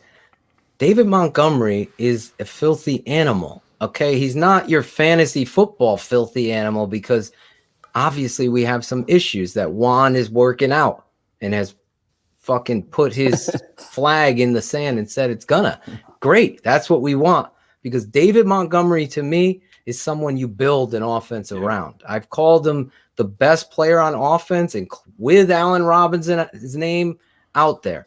I really think the Chicago fan base and a lot of these blog boys really go off of stats and numbers, and that's where they want us to, ride their horse with. For me, it's about the tape.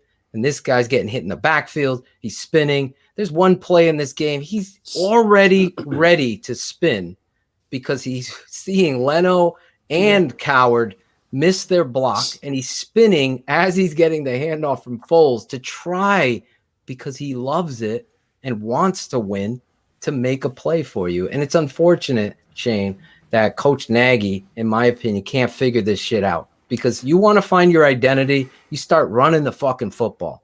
I'm sure Juan agrees with that, and everybody will agree with that. The reality is you got to run the football. You got to understand that kid is something special. And those numbers right there are evident. I can't even believe – I was going to say this before, and I got distracted.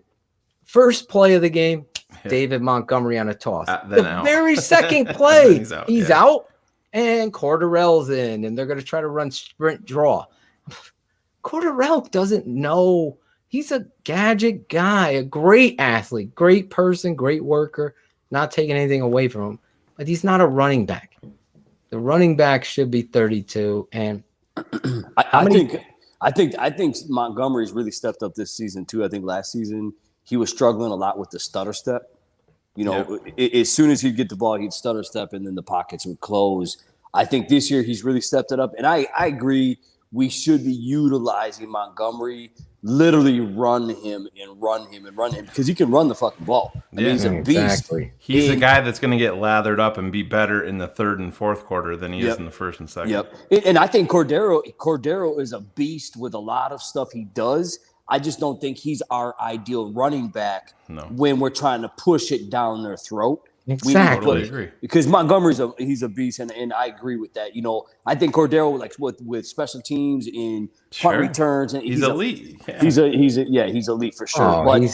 But not utilizing Montgomery as much as we should. I think we definitely should be pushing him down the defense's throat every single time if there's any type of run play, because he's got it in him. You know what I mean? Yeah, you have an offense that's struggling, and Nagy's remedy for that is to take your best player off the field and play a guy that's not as good. There's no rhyme or reason to it. The more I think it goes back to what this fan is saying right here, Tony.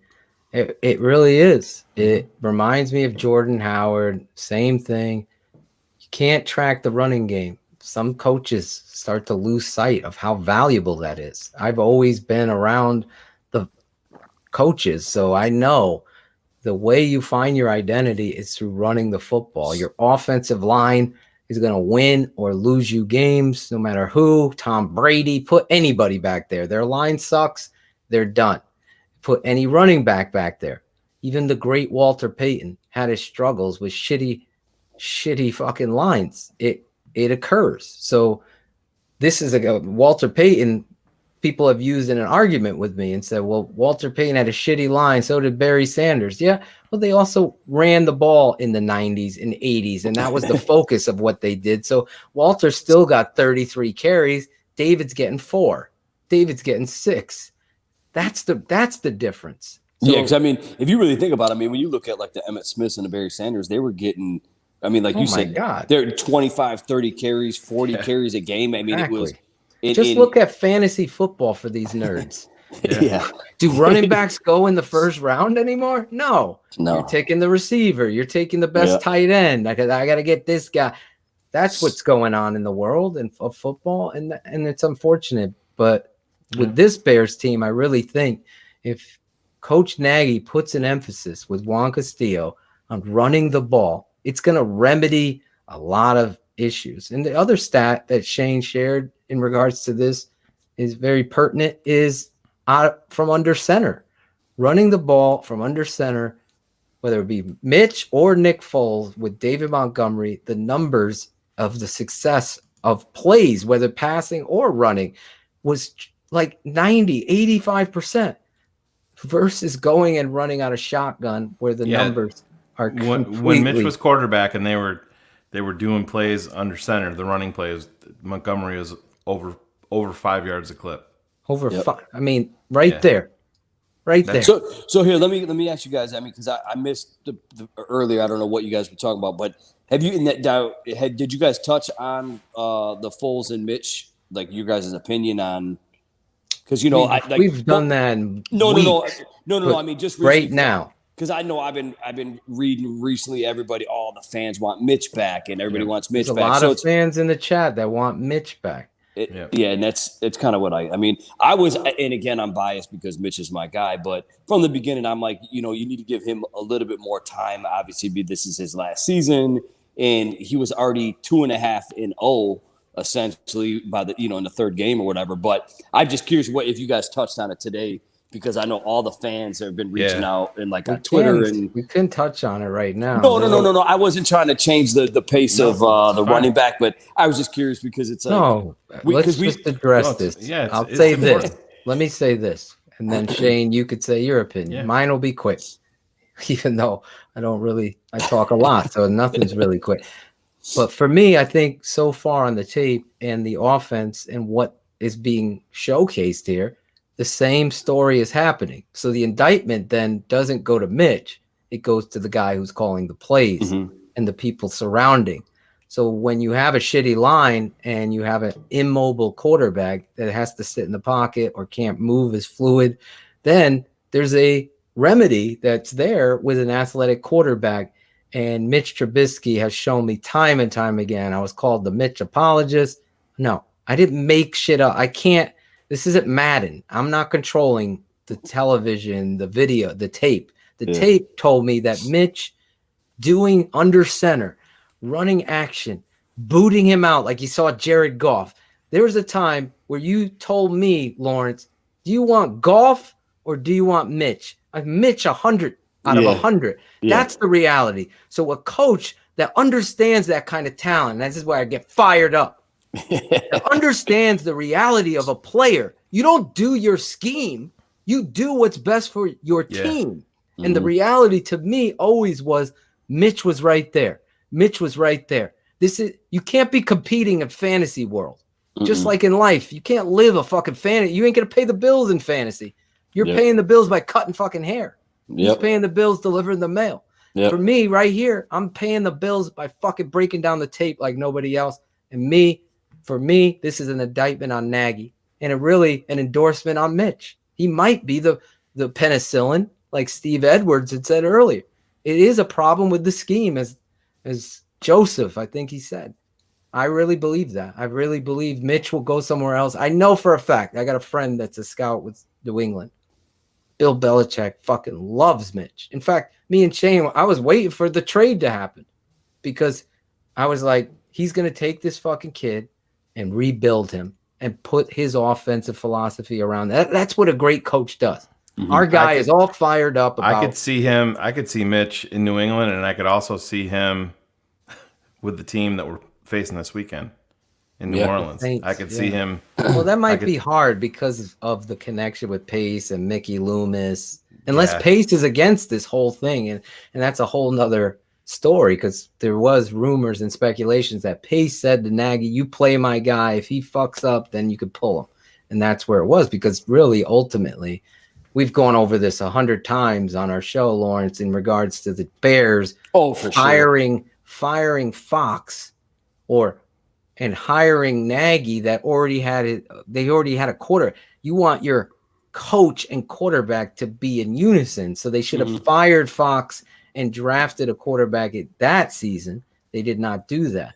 They should have hired Nagy, with that draft. So Nagy would have picked his guy if it was Mahomes or Watson or whatever it was. So we've gone over that. But Shane, you agree too, right? Right now, I do. Yeah, no, it's not all on Mitch, as our friend Greg Rags would say. we've said that from Jump Street here. It's never one person. No. It's a whole lot of things. I mean, even when you can talk about the Bears, there's a lot. Let's be honest. There's a lot of it that starts with people above Ryan Pace. Just to keep it quite frank, I mean that's been a question here in Chicago for a long, long time with the McCaskies, with Ted Phillips, but you're not going to change ownership. You're not going to change. No. I mean, we can piss and moan and I love this guy Tony. He's cry about it, but get me fired up, Tony. He's right. The fucking Bengals with a rookie quarterback are scoring. It's about an attitude. I'm sorry. People hate Mitch now. They want the page to be turned. Some people can't watch a scary movie. They fucking duck under their blanket or whatever. For me, I fucking want to stare everything down and see it and take it on. I really think anybody saying Mitch is a bust and he sucks. He's only a bust here. A lot. He's We would not always even speculate, that. would Aaron I think- Rodgers yeah. be the same Aaron Rodgers if he came to Chicago under Mark Trestman or whoever was the coach? No. He wouldn't. No, yeah, The stories are about the systems. It's Lawrence. If I teach you one thing about football tonight, coaching is the most important thing in all of it. The head coach is the most important hire. You can have a shitty GM, but you can get the most because all these players are very talented. It's about the guy teaching because teaching is the most important thing in coaching. So if you have a good teacher, then he's a good leader of men, now you're cooking with gas. So for me, Mitch's story is still unwritten. I understood the move. I get what happened.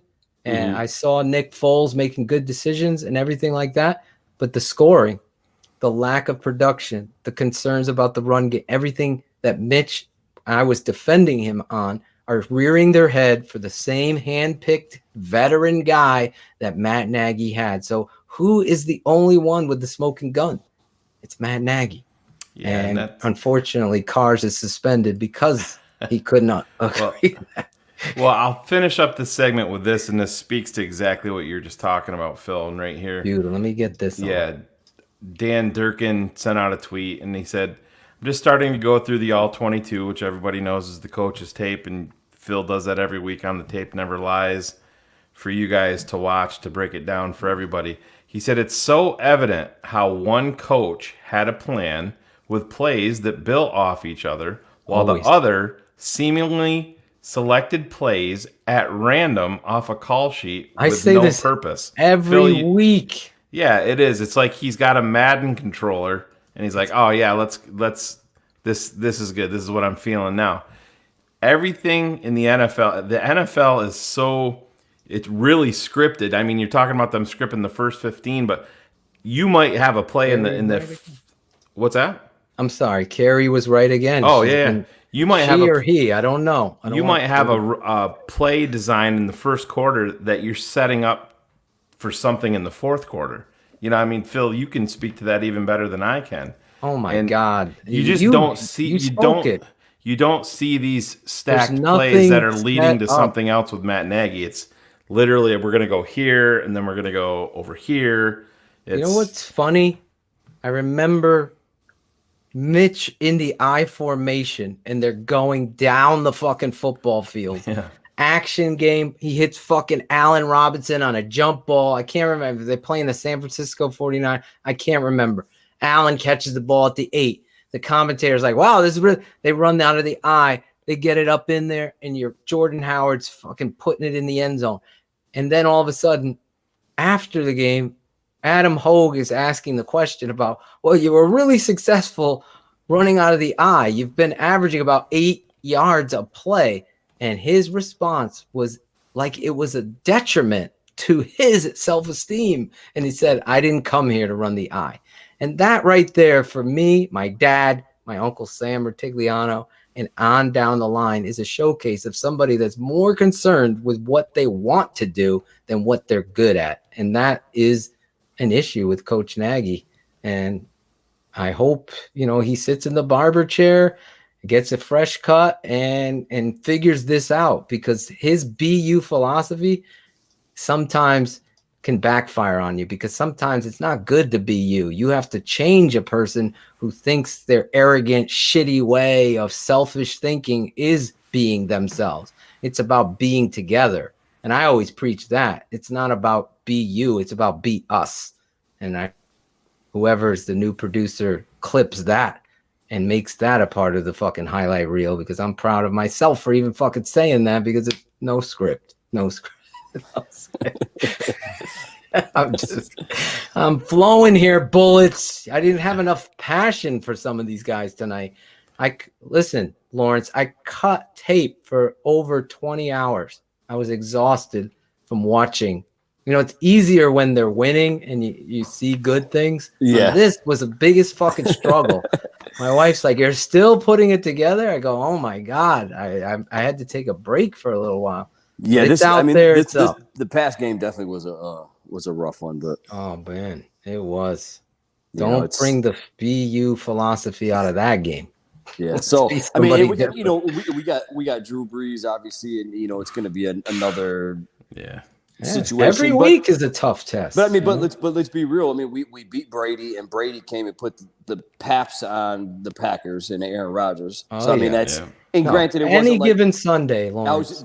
Juan, that was the same exact words out of Juan earlier. Well, we were talking about it. It literally is true though. I mean, we could come out and really put it on Drew Brees, and everybody's like, "Holy shit, what just happened?" Or vice versa. You know what I mean? You have no idea. I mean, I mean, look at Aaron Rodgers. I mean, we're Bears fans and we're not talking about Aaron Rodgers, but I mean, he comes out and next thing you know, he's dropping end zone touchdown after touchdown, and you're like, holy shit, what just happened? So you just don't know. Remember, people, the Packers are dead. We beat Tampa. Every week, you're trying to find the matchups. Yeah. The great coaches, to Shane's point, understand if you're I want an analogy for a barber, but I can't think of any because I'm not one. But the reality is, if you don't know who you are, you know what I'm saying? You probably know the best cut that you can give. You're great at this one particular cut. So when someone asks for that, you're going to fucking hammer that in your fucking with your eyes closed. But there's a process on top of that cut that's going to lead to a different cut that somebody else has. And you've learned as you go that all of them become important cuts, and you've gotten good at all of them. The important thing in this analogy is Matt Nagy hasn't found his cut yet. He hasn't found it. I think what you're getting at is the technique of the cut to finish the cut. You're saying he's struggling with the technique. He doesn't understand his identity because he can get the cut down. Obviously, 12-4. He looked good then. But then now you're saying the technique, and I completely get it. And I think the 12-4 season. But you got a great defense, Lawrence. Yes, he's living off that defense. Our 12-4 season was our defense was. Oh my God! What did they score? 39 turnovers. Let's think about that. Yeah. What did Fuller had like every other game he had an interception or something like that. Eddie Jackson. Both, I think the greatest. Alone, The greatest pair there. They were literally like averaging, I don't know what it was. It was some ridiculous number of interceptions or something. But at some point they scored more touchdowns than our offense at one point in the season. That's the reality. That changes the whole tide of a game. That's why I know he's got to be pissed off because he can't find. But I'm giving him 40 minutes of tape breakdown to recognize you got to get this run game, and everything else off of that is going to be gravy at that point. But let me do this one that was your last tweet. Yeah, that was it. And I was going to, Lawrence, how long do we have you for? We don't want to, we didn't know. When are you guys done? Well, we have 2 more segments. Yeah, 2 more segments to go. I'll chit chat for a few more minutes, and then I'm gonna go down to eat dinner. What time is it? 11, almost 11. Yeah, I'm gonna go eat some dinner. I got Bears tomorrow. I got to get up early and go test for COVID there. There you go. No so worries. Yeah, I mean, I'll chit chat for more. I mean, I love chit chat with you guys and being on here. So whenever you guys want to change it up and have me back on, I would love it. Oh, hell yeah. We got to bring you on, but you got to talk to Zach Miller and a few other guys, especially Zach owes me. He owes me the visit on the show, and I think the fans would go nuts for him. Have you talked to Zach at all? Like, have you reached out to him? We've never had him on the show. We've reached out to him on Twitter a few times. He's like, I'm coming on. And then I saw him at the game when you were there. I'm like, you coming on? I got you. But that I got you was like the Cutlers I got you. It was like. Because I think we got a song for him, right?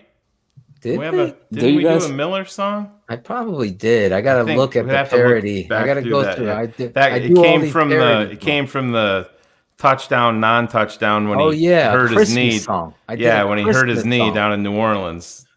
Zach, when I think it was last season, he was leaving the shop. We were all going to the game, and I think he was giving me a stat that he averaged the lowest dropped catch percent rate in the league at the time. It was something like that. I think it was that was a rob. I think it was like 1% or 1.8% or something like that. So he pretty much caught everything he was thrown to him, which is. Let me tell you, he was one of the best tight ends I've seen in a long time on the Bears. Yep. You think of that Rams game where he just takes that little curl and just takes off, outruns safeties, corners.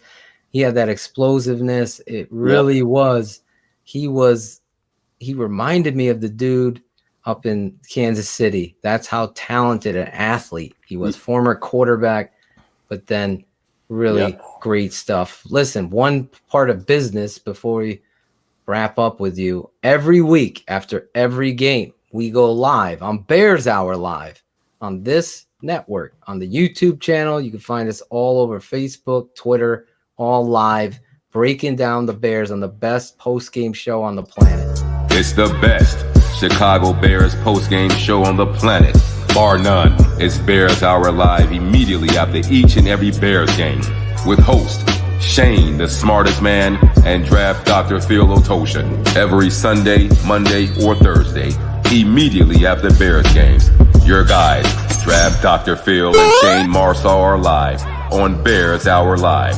Subscribe to the show via the Tape Never Lies Network, which can be found on YouTube, Facebook Live, Twitter, and Twitch.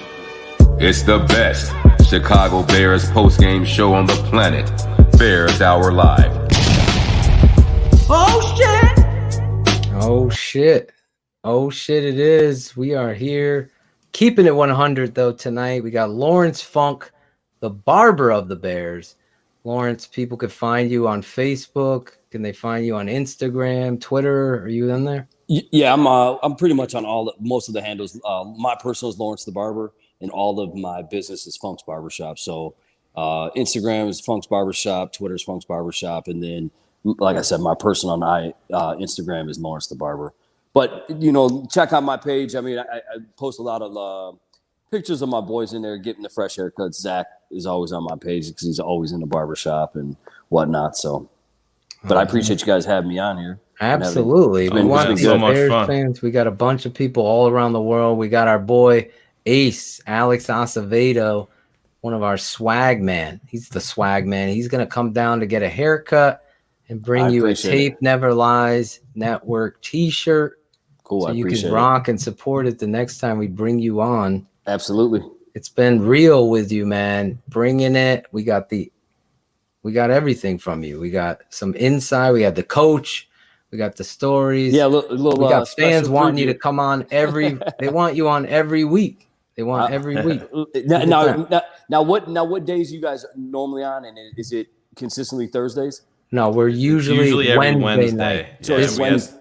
We have that Monday night. My daughter's birthday was on Wednesday. Shayne and his dad. I'm a Dodgers fan, so I wasn't gonna miss game 6 or 7. So I told Phil, my dad's 81. I'm like, I don't know how many of these I'm gonna have with him. Exactly. So I didn't want to miss. Good. Didn't want to miss that. So yeah, Wednesdays are normally pretty good with me. So I mean, whenever you guys, I'd love to come on, and I'm definitely gonna. As soon as I hang up with you, I'm gonna text Zach and see if I can get his ass on here. So there we go. Yeah, let us know, man. Maybe one of these days when he's in town, if it's a Wednesday, because normally if him and I will step out and grab dinner or whatever. Maybe he's in town. We'll hop on. That would be dope. And even honestly, Lawrence, I mean, if he's there, we'll make work what you have. Phil and I. We can always record it too. Yeah, we can always record it. It doesn't have to be live. Okay. We could do something. Yeah. Whatever is best for you. I'm sure he had no problem coming out shooting the shit with you guys for a few minutes or something. Yeah. So chop it up. Before we let you go, I got one favor. Okay? Yes. I need you to do a station ID, so you're going to be in this big promo I'm working on. So you're going to say who you are, what you do, however you want, and then you're going to say, and you're listening to my boys, Claudio the Barber. You could probably finish with Claudio. That'd be funny. Phil, Draft Dr. Phil, Shayne, and the Barber, my boy Claudio. So this is Lawrence Funk of Funk's Barbershop. Barber to the Bears. I am. There you go. So this is Lawrence Funk. You want me? I'm going to count you down. I'm going to isolate on you. There we go. Hold up. Let me get your lower third. Look at this. There you go. Take out that scroll.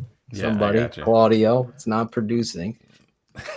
I got it. There you go. There we go. Look at that. You got your own lower third. I appreciate it. Well, this is Lawrence Funk from Funk's Barbershop. Chicago barbershop and barber to the Chicago Bears. I'm here with my boy Phil. Claudio. My phone's being weird, boys. All right, we'll do it again. I'll count you down. Hold on. Can you hear me? Yeah, my screen is being super weird. I'm sorry, guys. It's okay. It's all good.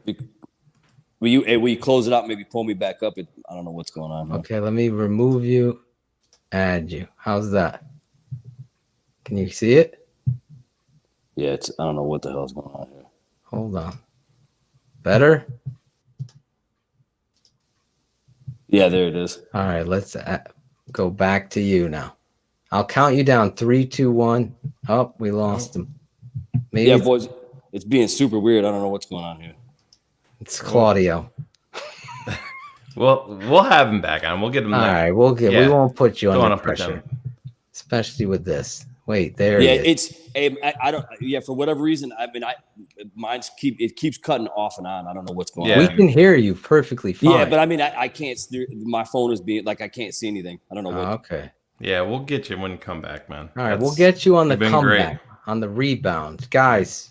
How great was Lawrence? Perfect. Funk. I loved it.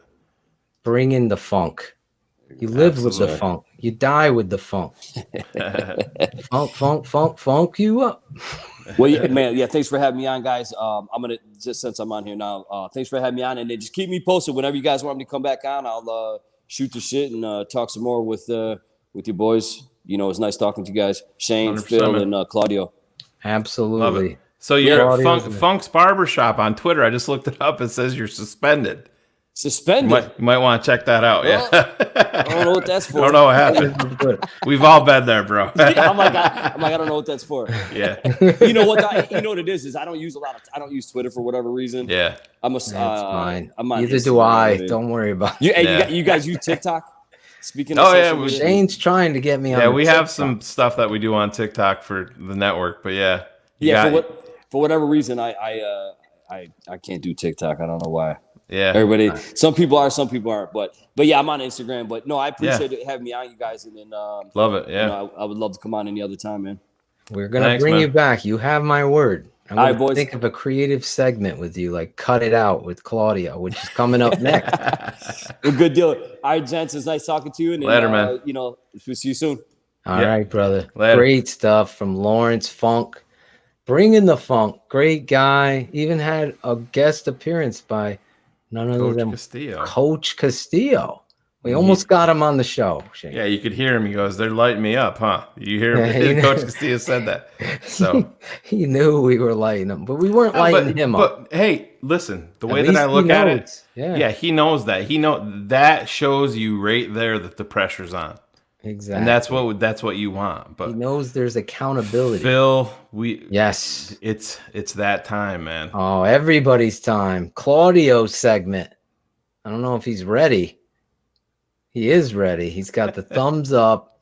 Every week, the barber, not of Seville, goes out and he does his special performance of getting all of these stupid plays and everything together. It's called Cut It Out. Hey, cut it out. What are you talking about? Yeah, you must have been at the top of your fucking class. It's Claudio the Barber. Cut it out. Cut it out. Cut it out. Just cut it out. Cut it out. Cut it out. Cut it out. Cut it out. Cut it out. Cut it out. Cut it out. Cut it out. Cut it out. Cut it out. Cut it out. Cut it out. Cut it out. Cut it out. Man, cut that shit out. Cut it out. Cut it out. It's Cut It Out with Claudio the Barber. Hey, you gotta let me talk, Phil. Hey, you gotta let me speak. Claudio is gonna be bringing a new sense to Keeping It 100. It's Cut It Out with Claudio on the Tape Never Lies Network. Oh, it's Charles Leno here. I want to just say, can you guys cut it out? Just leave me alone, because I'm soft as puppy shit, and I can't take it. I just can't take your always criticize. I try to tell Nagy, please just bench me. I can't take TTNL anymore. I can't. Cut it out. So I'm here. Listen, I'm here. I'm at my second job. I'm at the movie theater. I'm in the back. Listen, you got any questions? You got any questions for me, guys? What's going on? Anybody have any questions? Yeah, we'll take some questions from the chat. Yeah. Listen, Phil. Listen, your tape breakdowns are great, but my favorite is Robert Smith's tape breakdowns are the best. They are the best. So cut it out and stop acting like you're better than him. Just cut it out. Smoke weed every day. Smoke weed every day. Charles, holy cow! It's Halloween, folks. Look at this guy, the Walrus, making an appearance on the show. I see a lot. I don't know why you guys. Laugh. I don't know why you guys are so hard on me. My wife says I play good every game, and I don't know why you don't see it. I don't know. Cut it out. Cut it out. So Claudio left the building on his segment, and you replaced him. I can't even believe it. Listen, I had to come out and defend myself. I mean, you guys are just too hard on me every single show. There's other guys on the line that make mistakes, don't they? Is it just me? The Walrus. You got to put him up as a solo shot, Phil. Let me try to put him up as a solo. Here we go. There you are, Walrus. All right. So how am I doing? So far, so good? You did a great job so taking far, so over, good. Claudio. You got some big fans here.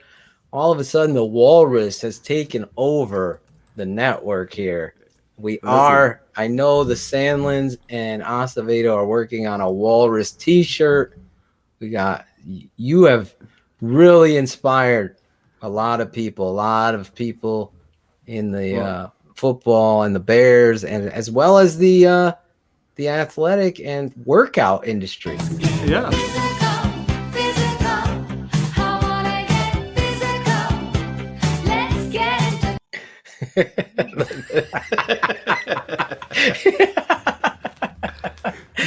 Yeah, that's when I'm at my best right there. And you're a good sport, Walrus. Look at you. Look at me yelling at you. I was Can you say something good about me once? Just once. Can you once? Just when you think Claudio's cut it out segment is gonna die, he takes over and brings it on Halloween. This is gonna be your Halloween outfit?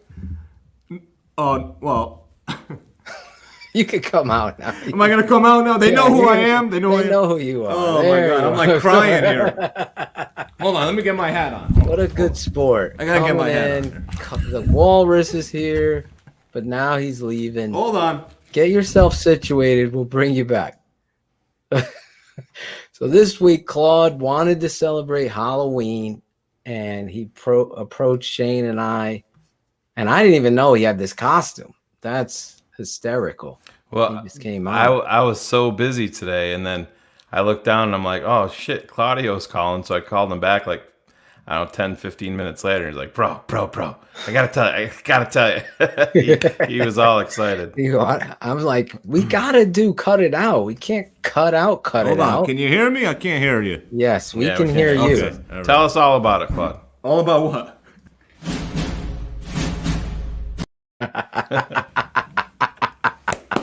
Listen, I'm glad. I hope I couldn't see any of the fans' comments. I hope they liked it. I hope they had a good laugh. So yeah. I appreciated it, even if they didn't. They could go. Well, Phil, you didn't think it was gonna go. Shane had faith. Shane had more faith in you than I did. Yeah, it did get a lot of laughs out of me tonight. Claude, pull your jersey up. Everybody wants to see the full suit. It's the 72. No, they want to see the. They want to see the walrus. Is it a full, suit. is it a full walrus suit? Yeah, they're surprised that it's You a full have suit. to go out for Full Halloween. suit, yeah, it's you know. See? You Full know. suit. You know, look at them. You gotta love Amazon, man. Yeah. $25. $25. Yeah. And is that a Refrigerator Perry jersey or is It it is. a Leno jersey? No. It's because someone That's wanted to know if you spent good American dollars on a Leno jersey. No, that's. There you go. Listen, cut it out. We were gonna do, and it came through this week just like that. Celebrating Halloween, the Walrus, Marcus Robinson, Walrus MVP. Look at that. The fans have spoken. I thought it was great. I did. Ye of little faith. That I had. See, I had faith. I had faith, Claude. I know you did. Once I pitched it to Phil, you, I know you Phil did. was even texting me. He's like, and I'm like, I wanted it to come at the beginning of the show, and he just came on. I think was way better at the Yeah, end. I think the fans. Nobody expected it. I think it was good. So we have to. Now we got to try to top this. I don't know. You're gonna have to try. Well, it is Halloween week. Yeah. The Bears' offensive line was probably the scariest thing I've ever seen in regards to Halloween. And hopefully they get that together this week as they face off against the New Orleans Saints. And I still have not had time to produce a segment song for Cherie's big, what do we call it? What is it? Your predictions. Bold. That's Bold why do I always forget that, Cherie? The why does bold prediction and the prediction segment. Cherie wants to sing on it. She does. Maybe I should. We get her to sing. Yeah. She wants to sing on video for everybody. I had a tough time getting her to do the cut it out thing. But Yeah, she was one of the first volunteers, and she is a Patreon.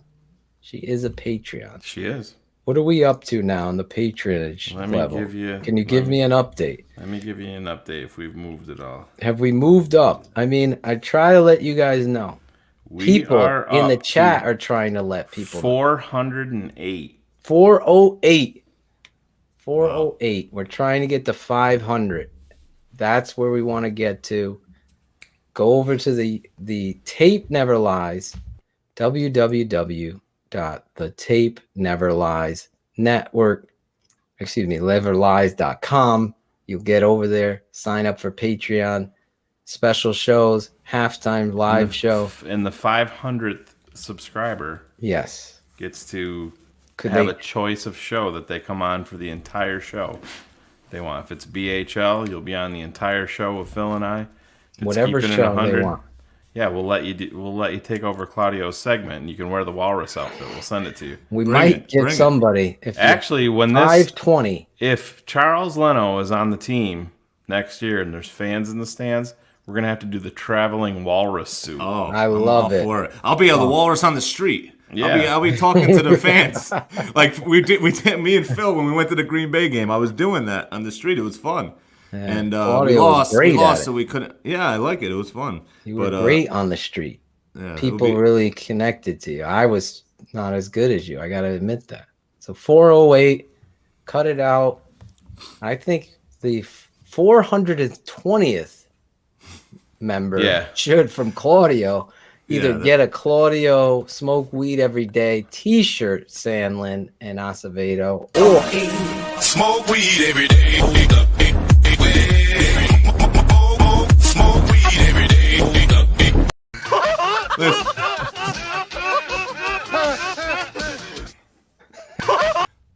Jesus. I know you took it down. I'm sorry. I got my daughter here helping me out, man. You guys are killing me here. Oh, well, she's doing a great job. She is. She's doing a great job. Put her on cam. Put her on cam. We'll say hi. She wants coming on? You want to go on and say hi? No, she doesn't want to say. No. Oh, come on. We did hear a voice, though. We did. So we know you're not Just say lying. hi so you can hear. They can hear you. Hi. There you go. Hello.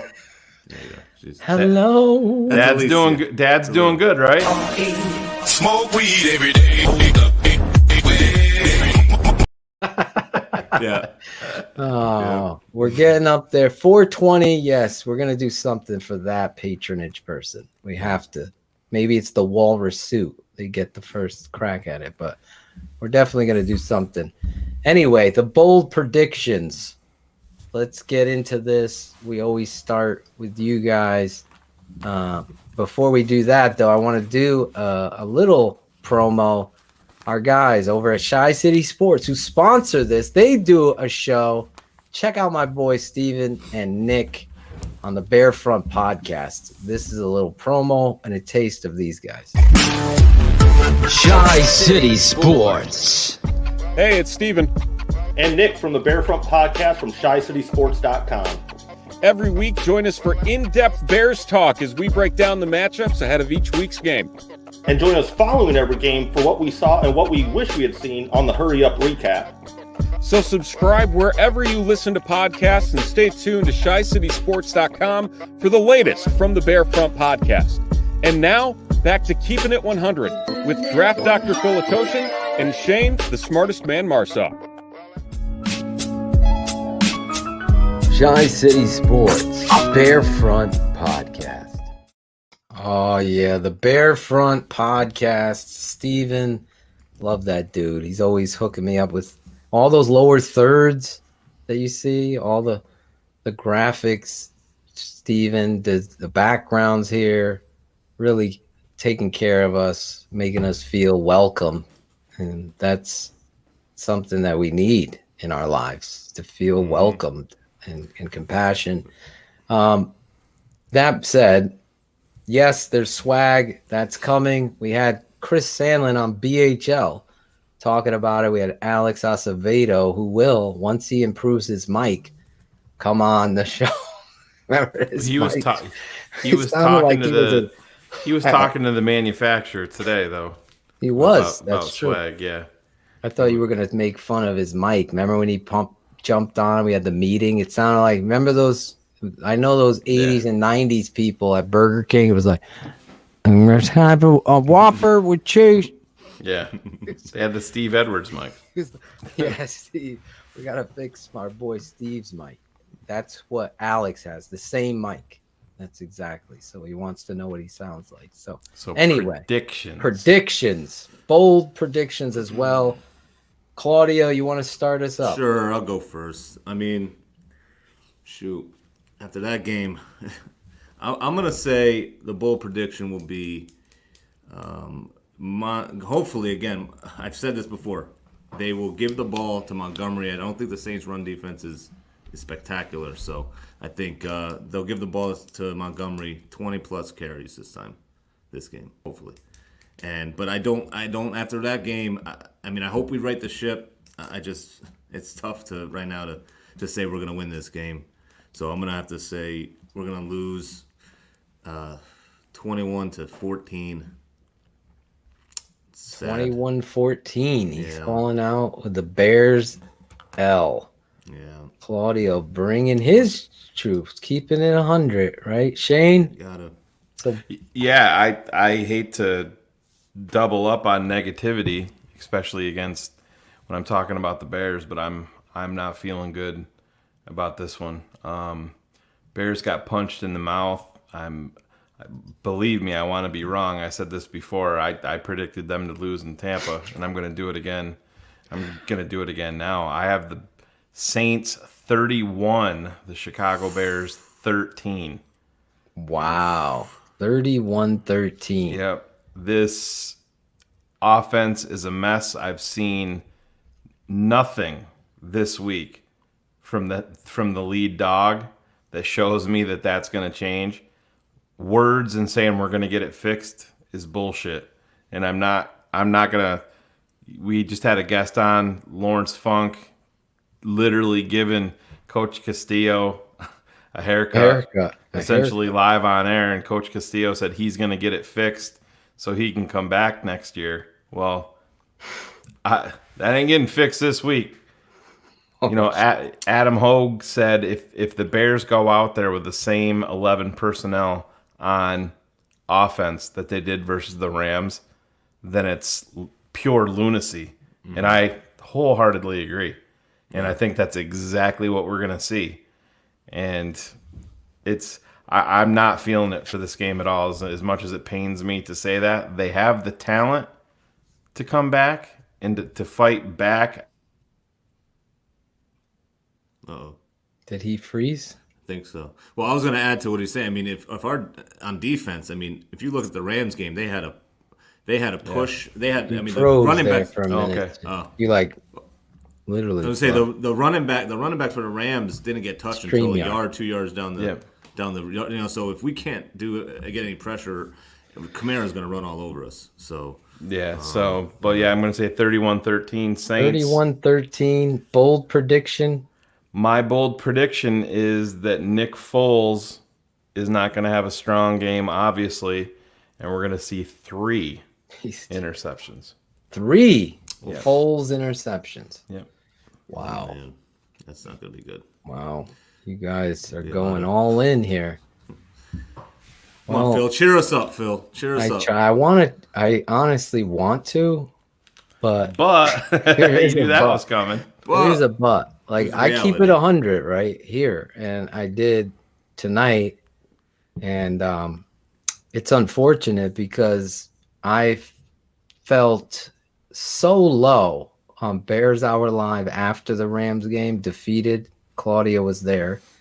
My dad kind of got me out of that because you, Shane, Claudio, my dad, and it's just great with the fans. You guys are so fucking amazing. You know, the positive and the feedback and the love that gets you out of it. This is like, it's healthy. I remember Claudio leaving. Yeah, it sucks that we lost, but that was just a second. Fun. We got a smart ass in the chat room. Marcus Robinson's calling me out because what is he calling you out for? He said there's no way in hell that the Bears defense are going to give up 31 points. Marcus, if you would fucking open up your ears and listen a little bit, what did I just say was my prediction? I said that Nick Foles was going to throw how many? 3 interceptions. That maybe they're at inopportune times. Marcus, let's go. Step it up a little bit. Marcus doesn't agree with you, but I like Marcus. Is that the famous Marcus Robinson? If you're going to call me out, spell my name right, Marcus. It's with a Y. That's right. Anyway. There you go. My bold prediction. You know what? I really was pissed off that the Bears didn't put Mitch in against the Rams and kind of use him a little bit like Taysom Hill, like the Saints do, and use some creativity with him and throw the Rams off their game. But then I remembered you were dealing with a gimmick guy and not like a forward thinker. Like that would be a smart way to throw them off. Anyway, so my bold prediction is I think Khalil Mack this week is going to get 3 sacks. He's going to be an impact, but I can't bet on that offensive line ever after what I saw. I have zero confidence. You might be down Whitehair and Robinson. Really? Yeah, I mean, Allen Robinson's hurt too because of concussion protocol. Yeah. What was the Whitehair injury? We never got an update there. It's calf, which could be brutal for an offensive lineman. Oh, absolutely. That's your base. But I'm pissed off right now at Nagy. I mean, you see it in my disposition. I just don't have any confidence as him as a play caller in that offensive line. That perfect recipe is for losing. So I can't. I'm going to have to go 24-10 Saints. It might be 27-10 Saints. And although Khalil Mack is keeping you in the game, I don't think it's going to get crazy till late. I just think that this coach and the offensive line issues are. Uh-oh. Now the StreamYard gods. Yeah. Phil. All right. It's just us, Shane. Well, finally, you get to talk now, Shane. Finally, we got rid of that fucker. Finally. He doesn't bring anything. No, he brings nothing. Man, we should go shout outs real quick while he's gone, Claude. We could wrap this up in 7 minutes. we should just end the show without bringing him back. Well, hold on. Let me do something funny. Here you go. Go ahead. Hold on. Wait. Oh, you're bringing it back. Bring it back. I want to bring it back. Hold on. I think Leno. Go ahead. I think Leno's wife has to say something. Go ahead. Come on, Charles. It's time for bed. All right. That's what my wife was supposed. I mean, my daughter was supposed to do, but I didn't get a chance to do it. So, well, so what do you want to do? You want to do shout outs? You want to start shout outs? No, well, he's probably resetting right now. Yeah. When did I not say on here that New Haven was the best pizza? Your take, New York pizza. Yeah, I don't know. I don't think you ever said anything about New York. Yeah, this is probably Swanky in his 75 accounts. But anyways. Well, Alex liked it. I think. Were you laughing at my my Phil, wife joke? Was that funny? Well, yeah. Phil just texted me and his internet is out, so that doesn't sound good. No, but he's paying all that money for. Yeah. See, he can come to Dunkin' Donuts and get my free Wi-Fi. Let me text him back right here, Claude, if you can riff for a little bit. Oh man, me riff. I don't know. Alicia, you want to come? My daughter, you want to come say hi to everybody? Come on. Everybody has one. Yeah, it's all right. It's not. It's only like 5,000 people. It's okay. Come on. She doesn't want to do it. No, she doesn't want to. Yeah, I'm waiting to hear back from him. But well, where were we at? We did the predictions. I mean, how about you throw out? We'll throw out another bold prediction. Oh, here he is. There he is. There's the man of the millennium. Our whole internet went out here. Did it? That's crazy. Our whole internet. We got another visit from the walrus while you were gone, so you met. Yeah, the walrus just quickly, and then he had to go. Holy shit! His wife was calling him. The whole fucking internet went out at our house, and you're lucky. He came back quick. Cox sent me a text. The internet service providers that happened to Sandlin during our meeting last week. Remember his? Oh my god! I'm like, what the fuck just happened? Everything went out. My phone. Then I got a text. I guess they were checking the latency of your line. Some shit. Yeah. Cox. I've been on the phone all day with these motherfuckers. This has been a crazy day for everybody. Oh my god! Are you gonna share your story or no? I can, I guess. Yeah, it's kind of sad. I didn't. I'm sorry, the comment. Yeah. Jackal. What was it? Jackal. Oh. No, I had to be in Syracuse this morning, but I had to take my son to school early. So we were driving to his school, which is about 27-minute drive from where we live, and driving down the road, and I'm like, man, I was looking in this one spot where we're very, very familiar with, and I saw this black smoke coming up, and I'm like, that's a really weird spot for smoke to be coming up. Well, come around the corner, and there's one truck pulling on the side of the road, and then I pulled over. Well, this guy was driving, and he went up over the guardrail and shot probably at least 75 yards down a 60-foot embankment. So I pulled over, and strangely enough, the weird way that this world works, I got out of my vehicle, and the other guy that was parked on the other side of the road got out of his at the same time. And it was a guy that I went to high school with that I haven't seen in years. And I'm like, dude, is that a vehicle down there? He's like, yeah. He's like, he was ahead of me, and he went right up over that embankment. Well, so we both jumped the guardrail to go down to save whomever, and as soon as we went over that guardrail, it was just like a scene out of a Hollywood movie. Wow. That vehicle down below, you could see the guy with his arms and his upper torso out of the driver's side window. He wasn't moving, but as soon as our feet hit the ground on the other side of the guardrail, that entire vehicle exploded. Blew us. God, yeah, it was. Dude. It was. Oh my god! It was nuts. I mean, you talk about an adrenaline rush. It was unlike anything I've experienced ever in my life. It was crazy, and I mean, obviously, the gentleman it didn't end well for him. That was in the vehicle. They haven't released any of his information yet, but it was a bad scene, man. I called Phil. I don't know. Phil was probably 90 minutes or so after it happened, and he could probably tell that my heart was still racing. I felt like I was at Universal Studios watching one of those shows, when everything's blowing up and all that, but it was like literally right in front of me, real life. It was nuts. I had a fucking propane grill blow up, burned all my fucking hair off. I had to burn my eyebrow. This was this was a little worse. Yeah.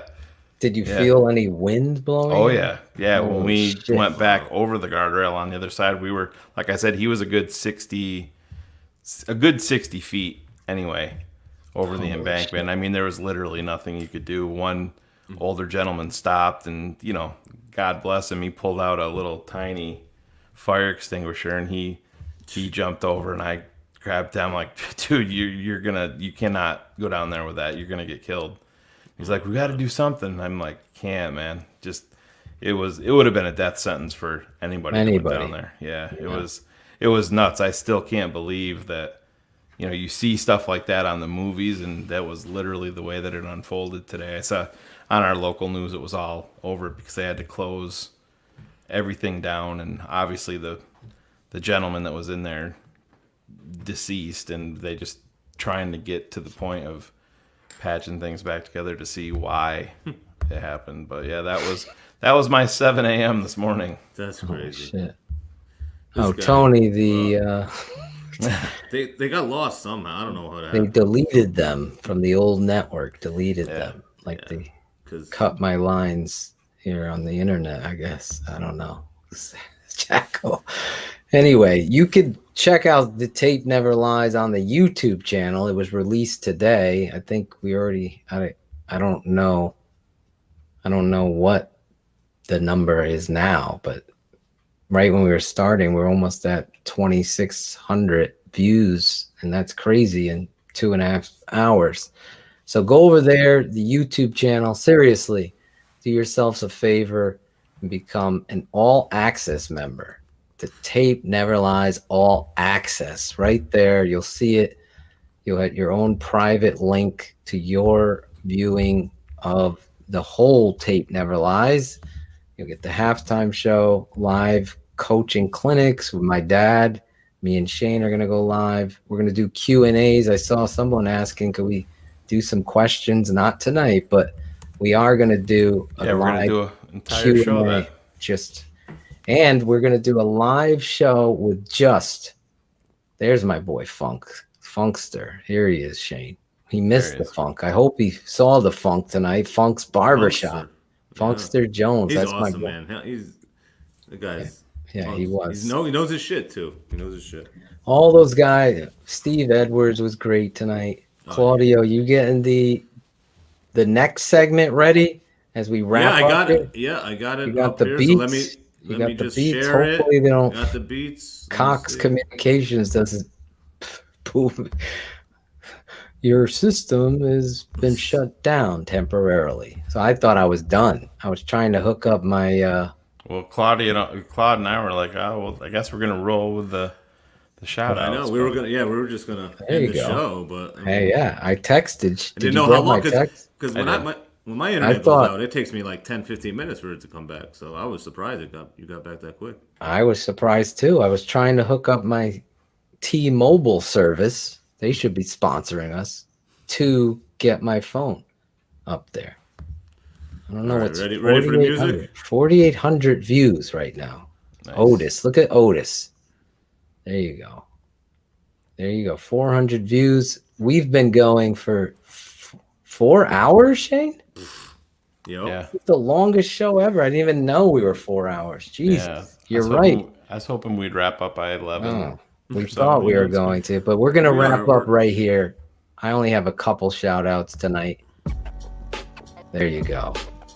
Claudio, you always kick it. No, it's fine. Okay. Got Want me to start it? Drippity drip. Go ahead, right. Claude. Well, I'll say my shout out to my wife and kids, especially my youngest here, Alicia, who's shy for some reason, for helping me and sticking here. She wanted to come here. She's like, probably takes like how many selfies a day? She does more TikToks than selfies. Okay. But she's good. Does she want to produce a couple TTNL TikToks for us? Yeah, she could. Be our they want you to produce a TikTok for the show. Would you maybe do it? Well, I don't know. We'll figure something out, and then you can do it. Is that good? All right. All right. She's gonna do it. You guys will come up with something. So shout out them. I got to shout out obviously Lawrence Funk, my boy, coming on. Yeah. Was great. The insight was awesome. The Castillo thing was great. I mean, everything was great. I'm at my new digs. I want to shout out my new landlord, who is just, the dude is amazing. I mean, the place, the deal I got from him, and he told me straight up. Like at the other place, I was just stealing the Wi-Fi. Just nobody was asking me. Nobody was telling me. He's like, go ahead, take the Wi-Fi. You're good. So my landlord Joe, Alex Acevedo, he's sending me my shirt. Another couple shirts for the show. So shout him out. And Edwin Lopez, dude. I don't know if I've shouted you out before, but you're my man. He's the first one to say something about my hat. He's the first one that was giving me props. I'm like, that's my man right there, Edwin Lopez. So those are my shout-outs.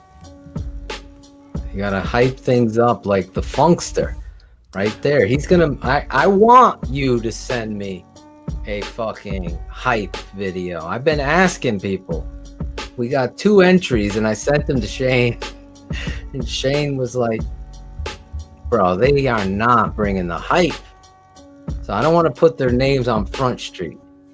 But I couldn't even put them in the open because you got to bring your passion and desire to the thing. But we almost use them as a PSA to show everybody that's what we don't want, right?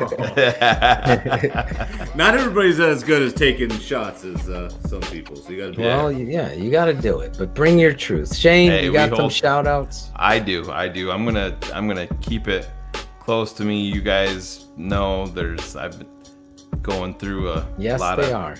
Yeah, going through a lot of stuff here, good stuff with my family that I can't announce yet, but this week's been a very big week for me. I know this is a football show, but I'm going to bring it up.